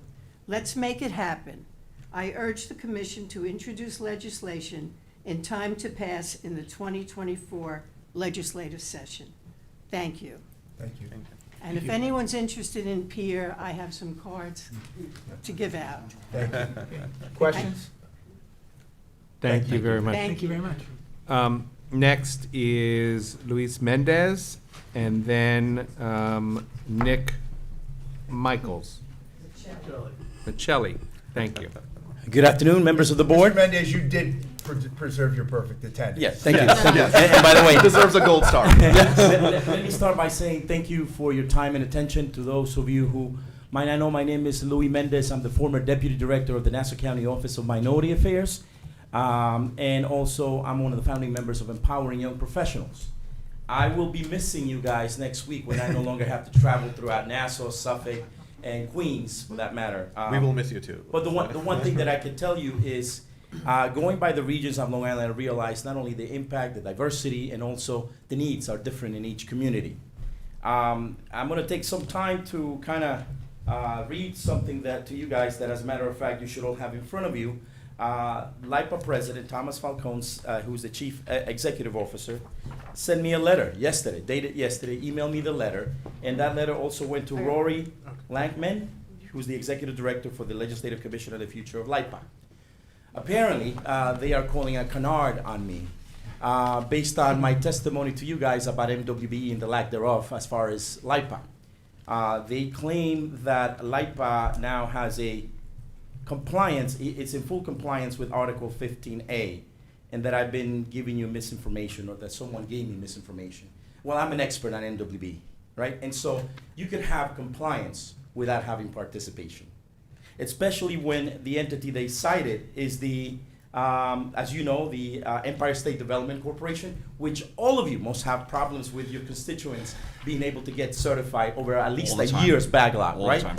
So getting endorsed by the Empire State Development Corporation is sort of like getting endorsed, getting an award or giving an award to the Polluters Association for discharging green pollution, meaning pollution that is in the color of green. And so I want to just make sure that we take a look at this letter and look at and dive into the numbers to kind of give you an expert's perspective. When I was the executive director or the project director of the compliance of the capital improvements plan in Nassau County, I could have easily achieved compliance. All I have to do is give out waivers that we didn't find any minority entities, and I will be compliant with the state's mandate, and therefore I did not meet the goals, but I complied with the law. That's nice, but you will understand that both the representatives from Queens and from Elmont and Senator Thomas know that compliance is not participation. And if you look at the numbers in LIPA, their budget was $3.9 billion last year, with roughly about $783 million in addition to for their capital improvements plan. Based on this letter, you would think that at least $234 million, that is 30% of the capital improvements plan, which is the mandate by the state on 15A, would be met. But that's not the case. And I would love to work with Tom Falcone, who identified this and reached out to me yesterday prior to getting the email. Hopefully we can dive into the numbers and take a look as to whether or not this letter means compliance or compliance and participation. So I took at least a minute to let you know that. So now let me get to my testimony. We're here talking about some real numbers. And the real numbers are, what does this represent? LIPA's budget of $3.9 billion only it's impacted by 2.2%, which is $85 million, which is the fee that's paid to, roughly the fee that's paid to PSE&G. That represents only 2.2% of the actual budget that LIPA manages, based on the numbers that we're talking about, 85 million, right? That means that each ratepayer will save, if we go to municipalization, will save roughly about $2 to $3 a month. In Nassau County, that's almost $2.90 is what a bus ride costs you. So that's about 12 bus rides a year. But let's take a look at the history of LIPA. Cronyism, corruption. You can look and look at the New York Times and Newsday on the corruption that has been rampant over the period of 2013 all the way to 2017, specifically with the leadership of LIPA. And so the reason why we have a model here on Long Island that kind of exerts what happens around the country is because of the fact that we don't know how to run things from a governmental perspective, because eventually it becomes a nepotism, a cronyism, appointment of political hacks. So I want to thank you for your time, and I just want to let you know two things about this, right? Number one is I've submitted almost 50 letters and testimony of real ratepayers. I've been through every single one of the hearings, and the numbers have not changed. We still are only saving between $2 and $3 a month, which I would say to you that the cost of getting it wrong will be far greater than those $2 to $3. And so if you get it right, make sure that you do the following things, at least as I recommend. Number one, language access. We have a growing minority diverse community that speaks Creole, Punjabi, Spanish, and any other language that happens throughout Long Island and Queens as far as the diversity of the area represented. Number two, it's more clearly defined scope of work on the bids. Right, we complain about PSE&G, which happens to be just a vendor, similar to National Grid and any other entity that has come before us. But if you notice that they have mentioned in this testimony to you that they got the bid right by renegotiating and now becoming a sort of, hey, you do the right thing, you get paid. If you fail, you lose. And so that model, if it continues, you'll get to a point where it could be run effectively. Right? So think about it from this perspective. The responsibility of putting out the bid is on government. I've managed bids in Nassau County, which is a $2.3 billion entity. But it's the responsibility of the scope of work that then delegates the ability to have a successful relationship in a private partnership, in a public-private partnership. And then finally, I want to make sure that we talked about governance, right? And that governance means think about the diversity, think about the districts, think about the language access, and put people on those boards that not only represent the districts that you represent, but also the diversity and the impact of those communities. So, I would gladly, serve on those community boards if you ever put one together. with a strong voice, as I've shown over the last 4 meetings, because it is important for you to understand that the minority communities, the impact of that bill that comes on a monthly basis is significant. $340 is a lot of money to pay on a monthly basis for folks that are either on fixed income or folks that are working 2 jobs to be able to make ends meet on Long Island. So thank you for your time, by the way. Thank you very much. Questions? Doug? How would you respond to LIPA officials when they point out that, in their opinion, and following the hearing in Nassau County, I went on their website and read some of the reports, they're pointing out that PSEG Long Island fell down on almost every single metric, not every, but a majority of the metrics. Do you think that maybe the metrics are either poorly written? Like, what is your take on? 2 things similar to this letter that I received. Right, there's 2 ways to skin the cat. One is to hope that things will happen, or one is to make sure that paper is done right in a bidding process to make sure that we get what we want. Every single one of your concerns could be addressed in a bid, as long as it's delineated properly. Yeah, now I will say to their credit, and again, not to ask you something that you're not necessarily prepared for, but looking at how they did this, they explained every single metric that PSEG Long Island failed on, and then there was a dollar amount attached. So they said, you didn't, take up the double poles. If there are poles being repaired, they fell short of like 120 poles, and then they lost $100,000. So like every metric had an exact dollar figure of where they met. So I mean that was pretty well laid out, but. Do you think, what are your thoughts on that? Can that be done better? On accountability, right? When I was managing the capital improvements plan, I would sit down with every single one of the entities that were participating, the big ones, the Pratt Brothers, the J.D. Basilicos of the world. And my job was to make sure that I stayed ahead of the curve, making sure that I didn't identify things once they had happened. It's preventive, right? And one of the things about government, as you know, is it's reactive, not proactive. And I think that a lot of times we fail to have that proactivity, specifically when it comes to providing utility work to the community, right? What I've seen work effectively in my community, I live right behind Eisenhower Park, where the lines go in back of the houses, right? They're not in the front, and they're not underground. I've seen an effective plan to be able to trim down the trees, right? That is preventive. Knowing that a storm might come, I don't worry about losing power. During Sandy, I lost power for about 15 days. I was a member of the East Meadow Fire Department. And the only reason why we got the power back after 15, 16 days is I identified a child who was type 1 diabetic, which meant that they needed a refrigeration, right? So immediately they came in, about 15 trucks came in, and they fixed the lines. And so I think that proactivity, being able to anticipate the problems that we already know will happen on Long Island. There will be another storm.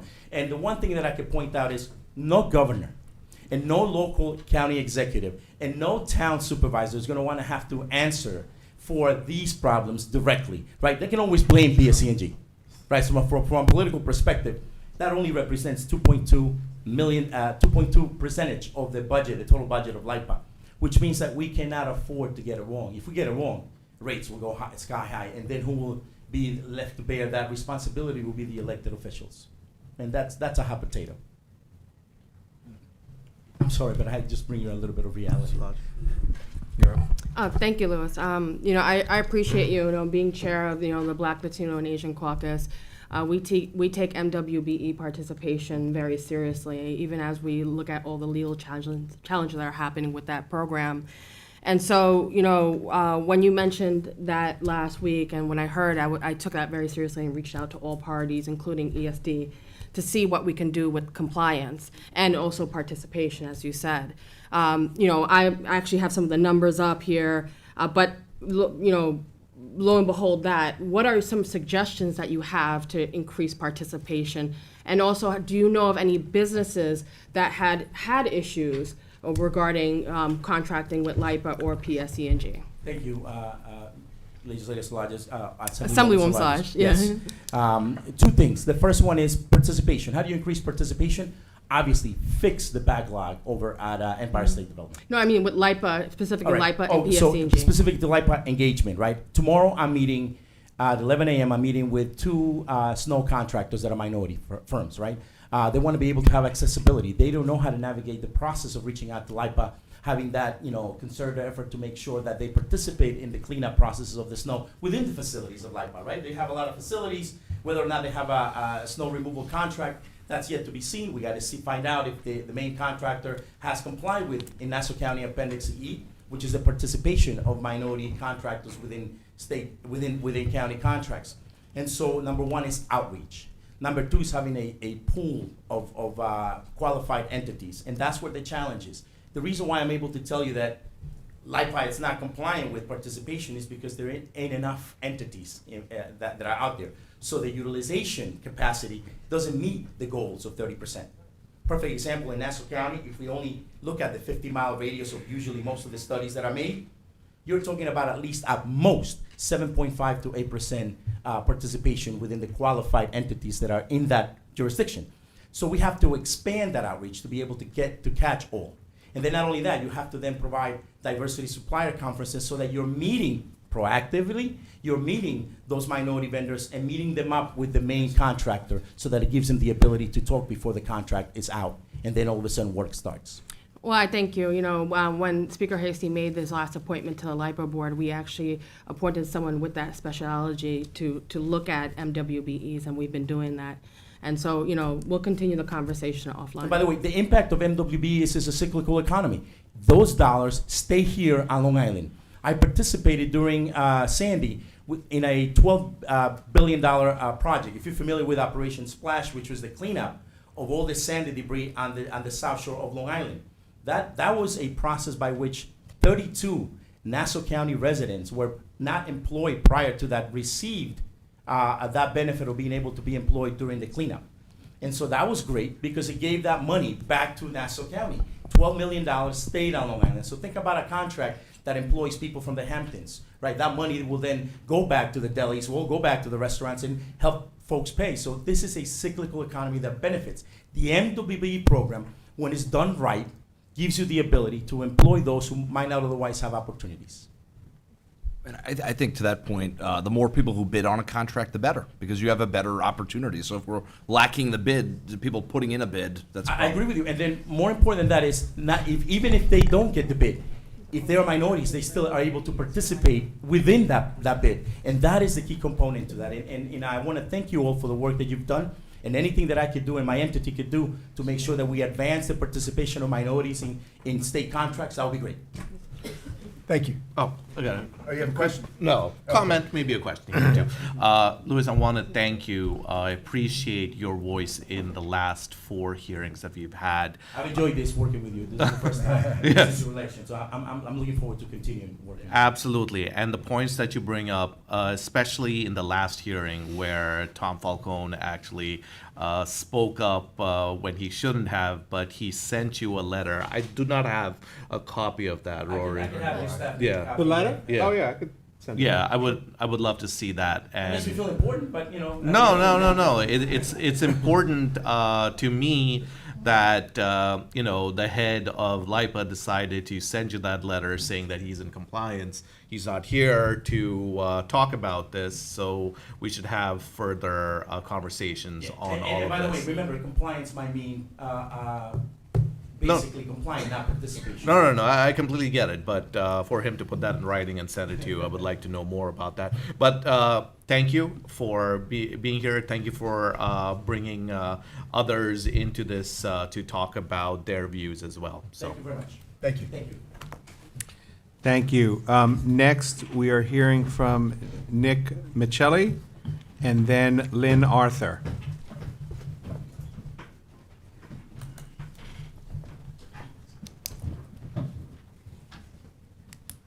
Thank you all. I will be brief. Tilapia, corn, oh no, that's my shopping list, wait a second. I want to thank my dear wife, Tina Jacobowitz, for her comments. She is my wife. She gave me permission to not wear a tie, not wear a jacket, and wear jeans, so thank you, Tina. And apparently the grocery list And also. well, that's later, that kind of follows. Tina and I just finished a book on social justice, which is scary to a lot of people. We did it with 6 of our doctoral students. Social justice is not about taking people's money and giving it to somebody else. It's about living a life of equity and living a life of non-discrimination and being concerned about other people, and you are doing just that. This is a social justice project, making certain that prices are right, that rates are right, and that they're fair. So this is very much consistent with what we're concerned about, and in fact, I have an editorial in this week's Southampton paper in which we argue about the role of social justice and the vote, and we argue about the importance of housing and of climate and the cost of these things. We got to get people out to vote. This is a very important election coming up. We hear all about 2024. We know that's a big one, but our daily lives are affected by the election that's happening and by your work. So pushing to make sure that our election is out there fully is absolutely critical, and I urge that you all join me in trying to get that vote out. And I just want to also end by thanking Jay Schneiderman for his wonderful service. You know, he's aging out, but I have a new career for him. He and I are both drummers. We're both drummers, and we're going to start a new band with 2 drummers, right? There you go. Lame ducks will call the band. Yeah, lame ducks. And also, John Bouvier, is you still here? John, thank all of you for your service. I appreciate it very much. That's it. Thank you. Thank you very much. Next is Lynn Arthur. Oh, I'm sorry. Are there questions or anything? No. Next is Lynn Arthur. Thank you very much. Mhm.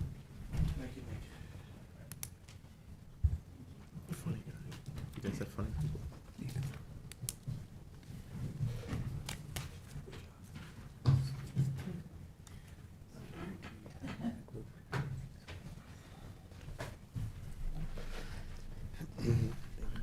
Hi, I'm Lynn Arthur. I'm a resident of Southampton.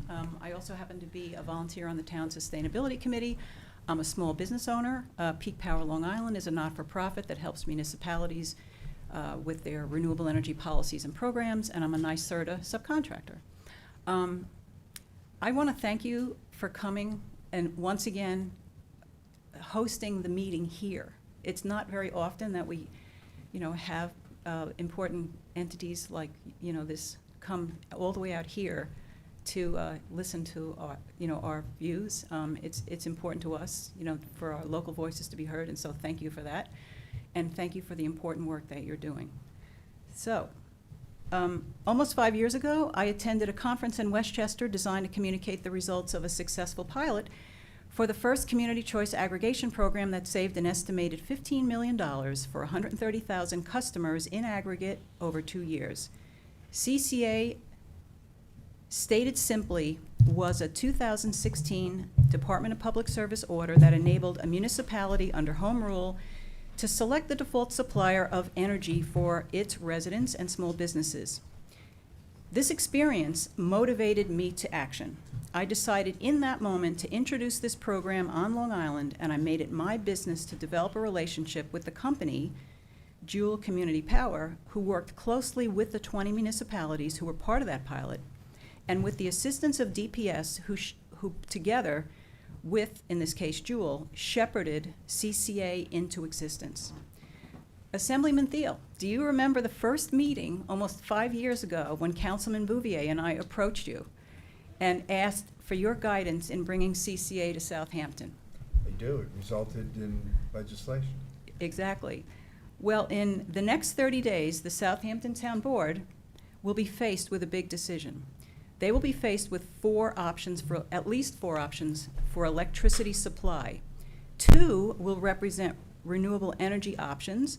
1 will represent a standard option, which is, by the way, currently 93% fossil fuels.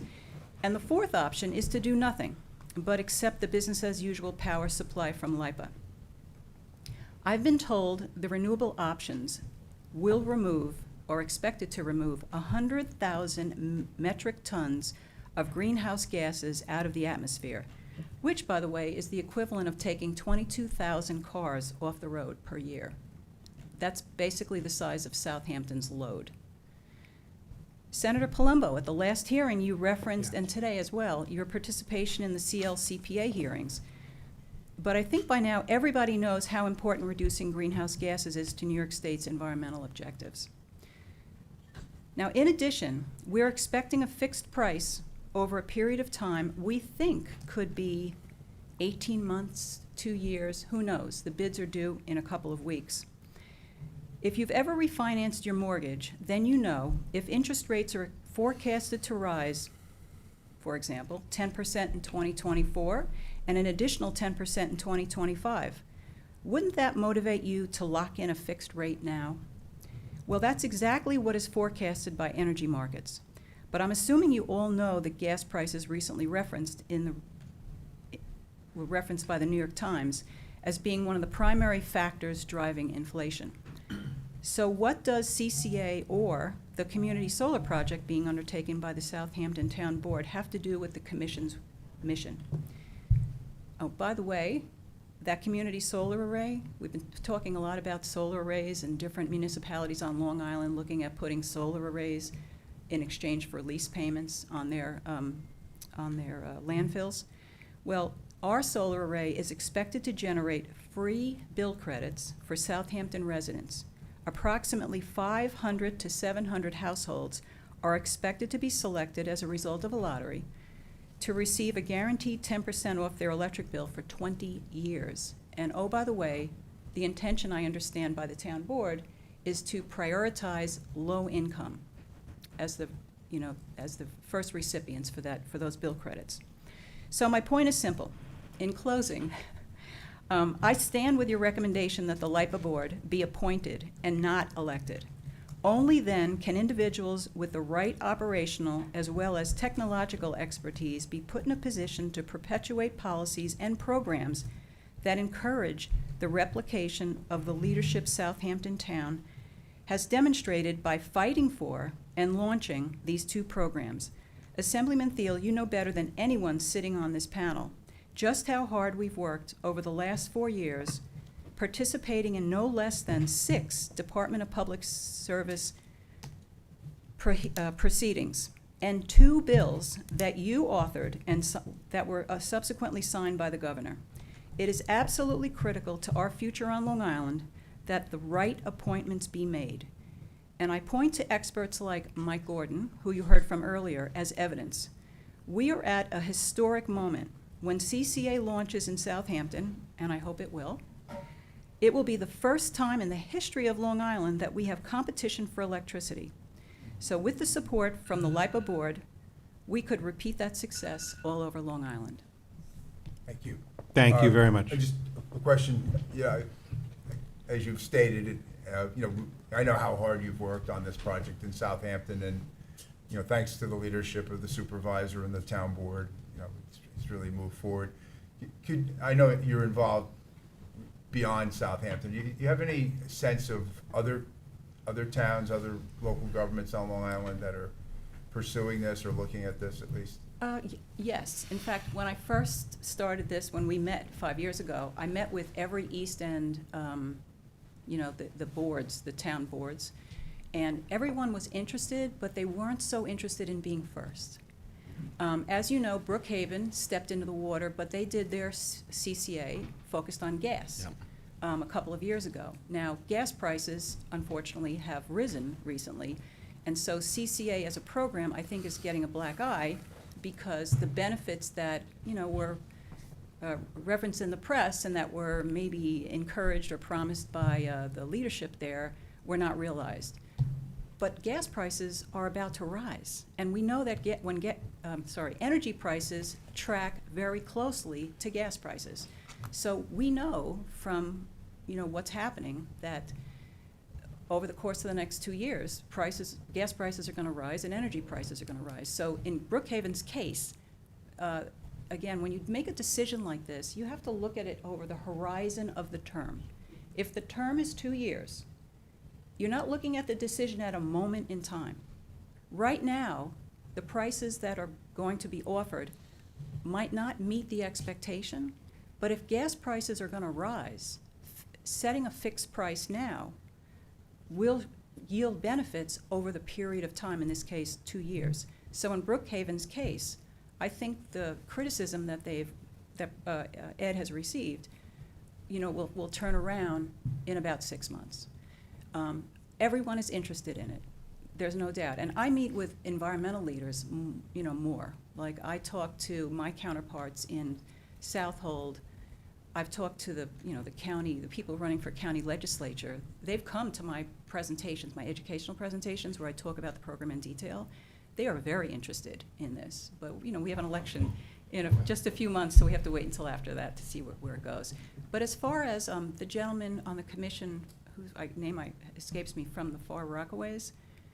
He actually asked me for a meeting, and I contacted his office, but we haven't been able to get together. Maybe Senator Sanders? Yeah, Senator yeah, James exactly. Yeah, we have two members from the Rockaways. Yeah, and I've Definitely not also, I've Assembly met with Member Khalil people in Long Beach have brought me in.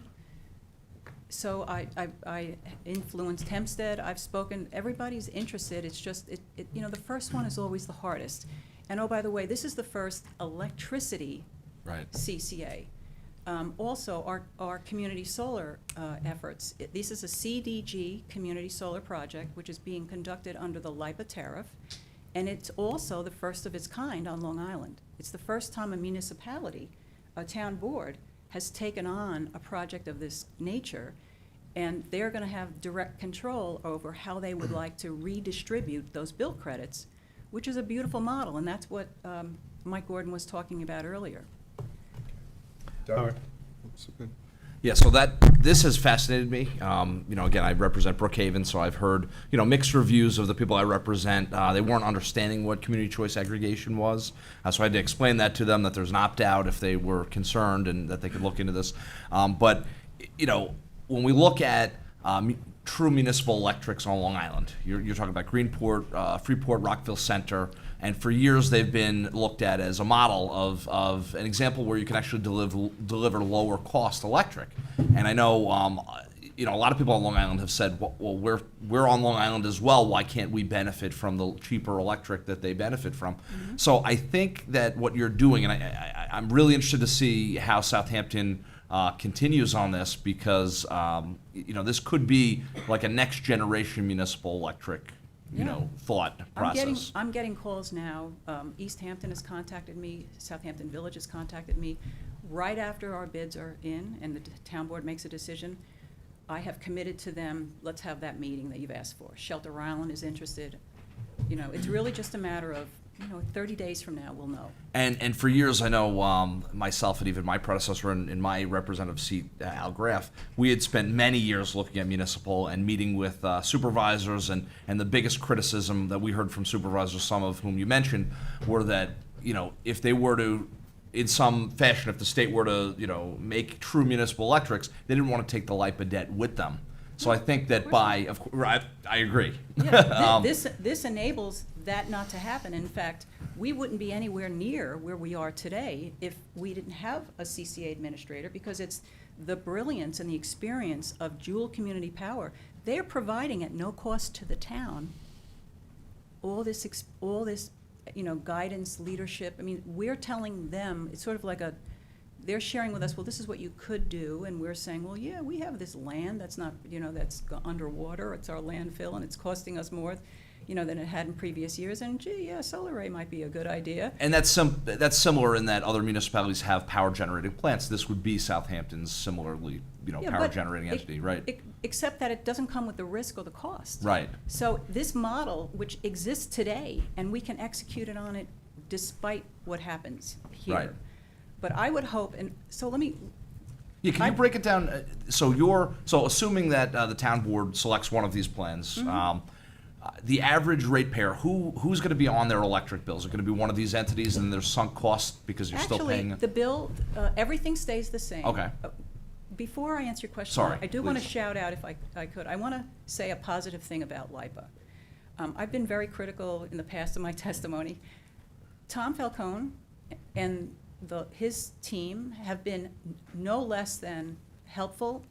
I wouldn't say enthusiastic, go that far, but they have responded to everything we've asked them to do on a timely fashion, as best as they can, since January 1st. It's a complete change, seriously, complete change. Nancy Goroff has been incredibly helpful when we've had bumps in the road, or there's this PSEG LIPA thing going on. You know, you said you're going to do this, you didn't do it on time, we're going to fine you, blah, blah, blah, throw my hands. That's behind us. Now we're working together cooperatively, and PSEG actually has on their website an advertisement for CCA. You can go to the PSEG Long Island website, put in the search bucket bar CCA, and you'll get their program and how to onboard with a lot of details. So my hat's off to the team. They've been excellent. They've supported the town, I understand, exceptionally well. But back to your question.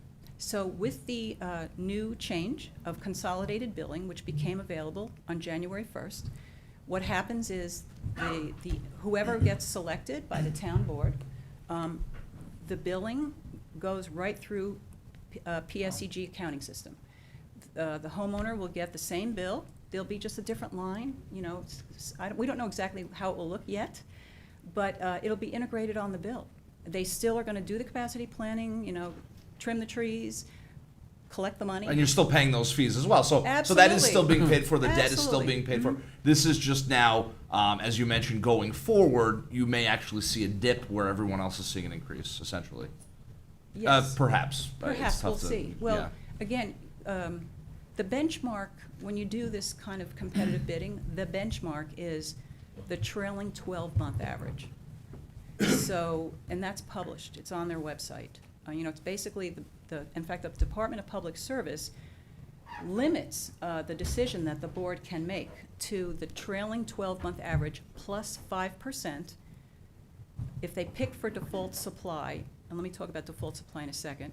If they pick a default supply that is a conventional, meaning it's conventional right now is 90% fossil fuels and 10% renewable, if the town board should pick that option, they're limited to, in this case, it's 8.7 cents. That's the number. That's the for us. That's the number. Yeah.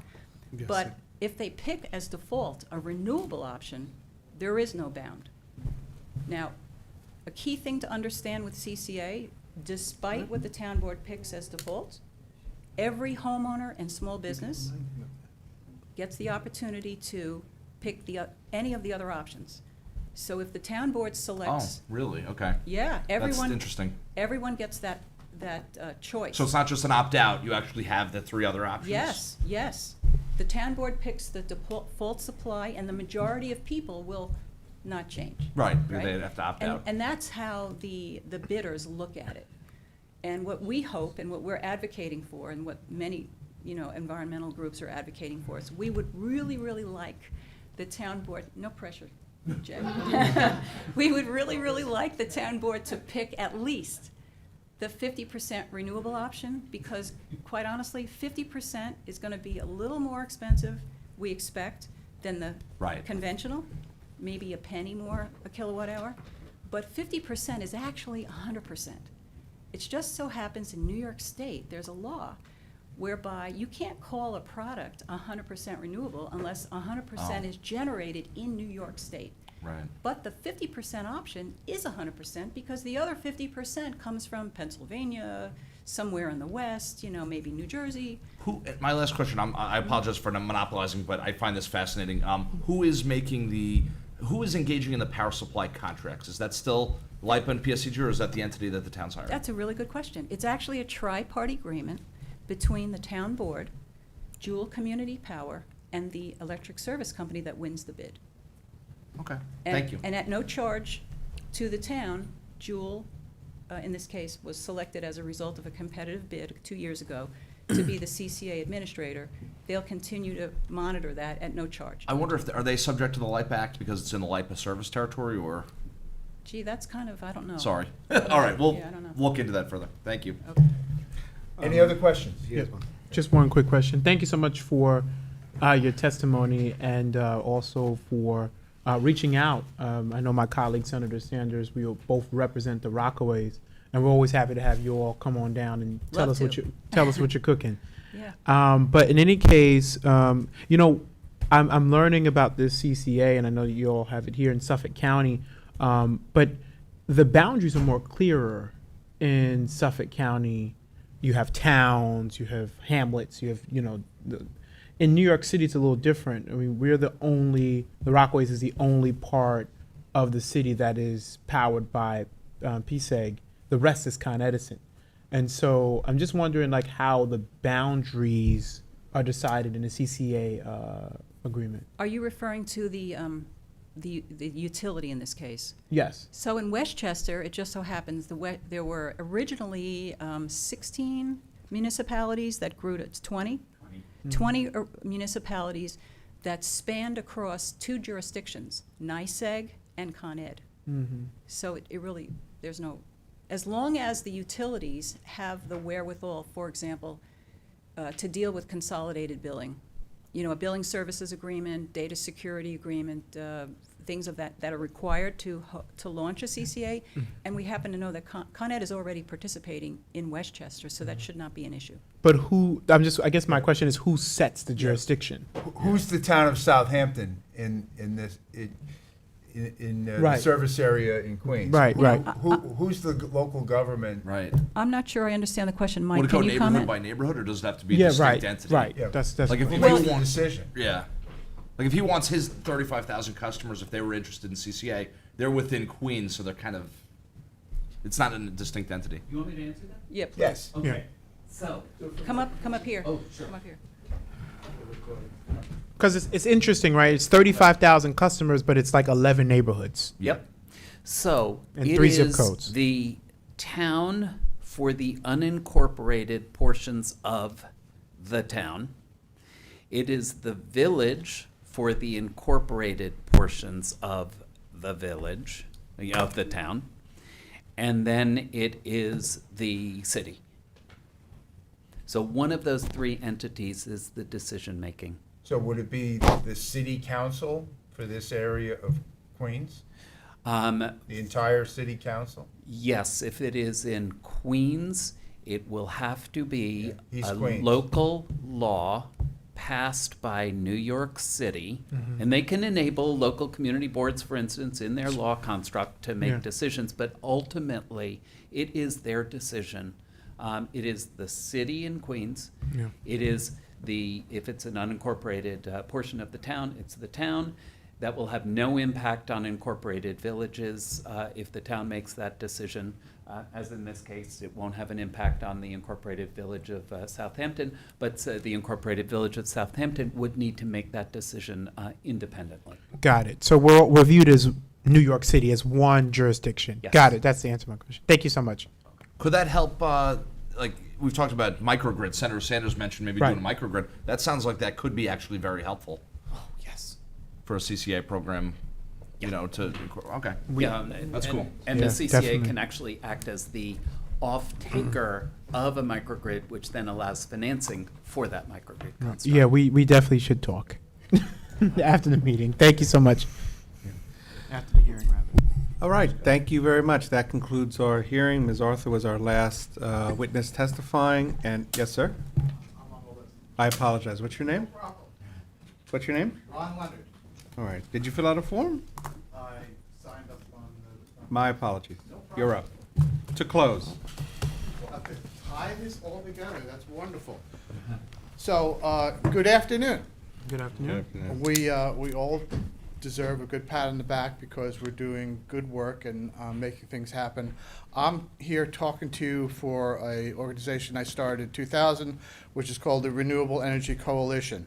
I also had companies in New York State. My company, Bessie Corp, was the largest producer of solar thermal systems, was the largest independent power producer in New York State, eventually people responsible for about 2 gigawatts of power plants, and was also the largest distributor of photovoltaic equipment in the United States. And I think I can talk authoritatively about some of the issues that you really are correctly asking about. The good news, which is the first part of my testimony, is that you're not alone. And by that I mean there is a issue in Maine with 2 utilities, CMP and Versant, that is very similar to what we have here in Long Island. They are the lowest rated utilities in the United States. That's not a good place to be. And the state of Maine, a senator from, Republican senator, Democratic senator, put a law together 2 years ago, and they're going to vote in a month, I believe, to see if they can set up a municipal entity for the entire state to provide power. So you're not alone. You're also making a correct decision in terms of where we are going in the future. We really need to understand that this cost that we absorb every year in the utility bill is a cost on many levels. It's a cost of pollution. It's a cost of living, and it's a cost of safety. And I think we're ill-served with the present method of providing that commodity power. And I would suggest that your method of doing it is the correct one. The way that I see you offering fundamental reform and fixing real issues like global warming is sort of similar to what Cuomo was faced with a while ago. He had a fun phrase that I'd like to repeat. He said, "I'm serious as a heart attack." Now, I would never have used that phrase, but he used it, and he was talking about revoking the Charter of Utilities. I think it's probably a smart idea to consider that fundamental reform is the way you got to go. And if you don't want to worry about how power comes to you in the future, if you don't worry about whether we should see lower costs, keep the same model that we have now. It's basically Einstein's theory of insanity. Keep doing the same thing again and again, expecting different results. It's not going to happen. You're doing the right result, the right action. LIPA bought Lilco in '98. We still have a $400 million debt based on that contractual obligation, mostly from Shoreham. Not a good thing to continue, but we can get out from under by making the change that you're proposing. LIPA told your friends out here in Rockaway is that they've hardened the substation in Rockaway by raising it above 5 feet of the 500-year flood, 50-year flood, I'm not sure which. But 5 feet, in my estimation, and I should know something about it, I've been involved with suing New York City about issues with water, we probably have a more of a problem than 5 feet in terms of floodplain issues here in Long Island. And we really should consider what is the long-term solution. That really is local power, renewable energy in the grid, in the load pocket, which does a couple of things. It reduces the cost of electricity. Our friend Carl Rabago showed that with a study in New York State. It also hardens the grid. It enables you to respond quicker to an emergency and switch things around quickly. And I think technology is at a point where we can actually use it immediately in a crisis. And I can prove that by you looking at this little device, which is an iPad. And if you imagine this iPad that's 12 years old, back then in the day, not as capable as this one. And there was a guy in Central Hudson who had that iPad with the entire grid of Central Hudson on that iPad in 3D. And he actually invented a thing called a phaser, which was manufactured by Central Hudson, put them out in the grid, and he was able to walk around anywhere in Central Hudson's grid and fix problems instantly. So technology is really not the issue. The issue is not the cost of renewable energy, it's just putting it in place and using it appropriately. And if you have a new entity that has the choice of saving energy, saving the environment, and serving ratepayers in the forefront, you really can move quickly. And let me give you the last hint in terms of how to move quickly. Yeah, this needs to That's be the last hint. conclusion. Thank you. So the hint is that we proposed to LIPA in 2020 to do a grid study, a study having to do with work that was done in the mid-ISO by Mark Perez, and the study enabled them to understand how they can efficiently do 100% renewable energy on the grid. 100% renewable energies. That's not a goal, it's a practical solution. We can show you numerically how to do it, and I encourage you to move it forward with exactly what you're doing, because I can prove to you that we could do this now. I can prove to you that we have access to capital. I can prove to you that this will work. Thank you. Thank you. Questions? Thank you. Thanks. That is the close. Before the chairs close it out, just want to remind everyone that this was the last public hearing. We are having an advisory committee meeting next week, which the public is allowed to attend and observe, but not participate in. There's no opportunity for testimony, and then we will be issuing our report by the end of November. Co-chairs? All right. Well, this was a very productive hearing. Thank you to everyone that testified today. And looking forward to the next meeting next week with our advisory committee, and looking forward to the final report. Thank you, Senator, and thanks to all my colleagues for making the long trip, especially from the Rockaways. I appreciate you all being here today. I want to thank the town of Southampton for being our hosts and for their participation here today. Lame duck, it's okay, Jay. But one thing to point out, it's never happened, certainly during my tenure, but in the East End, we're going to have 5 new town supervisors and 2 new county legislators. It's like, I feel like I didn't get the memo or something, right? But anyway, I want to thank the town and Jay for Still hanging on. so. And as Rory said, we still have a lot of work to do. We've got our advisory committee meeting, the final report, and I should mention that also includes the legislation, the proposed legislation that would implement this. And it may be the end of this phase, but it's really just the beginning of this process. People think the commission does its final report, and that's the end of it. Well, the legislative process in Albany, it's just the beginning of that part, and that is a whole separate stage of this. So again, thank you for all of you that participated, and we certainly will be back in the future with that final report. Thank you very much. Thank you. Thank you. And can the tech kill the mic, please?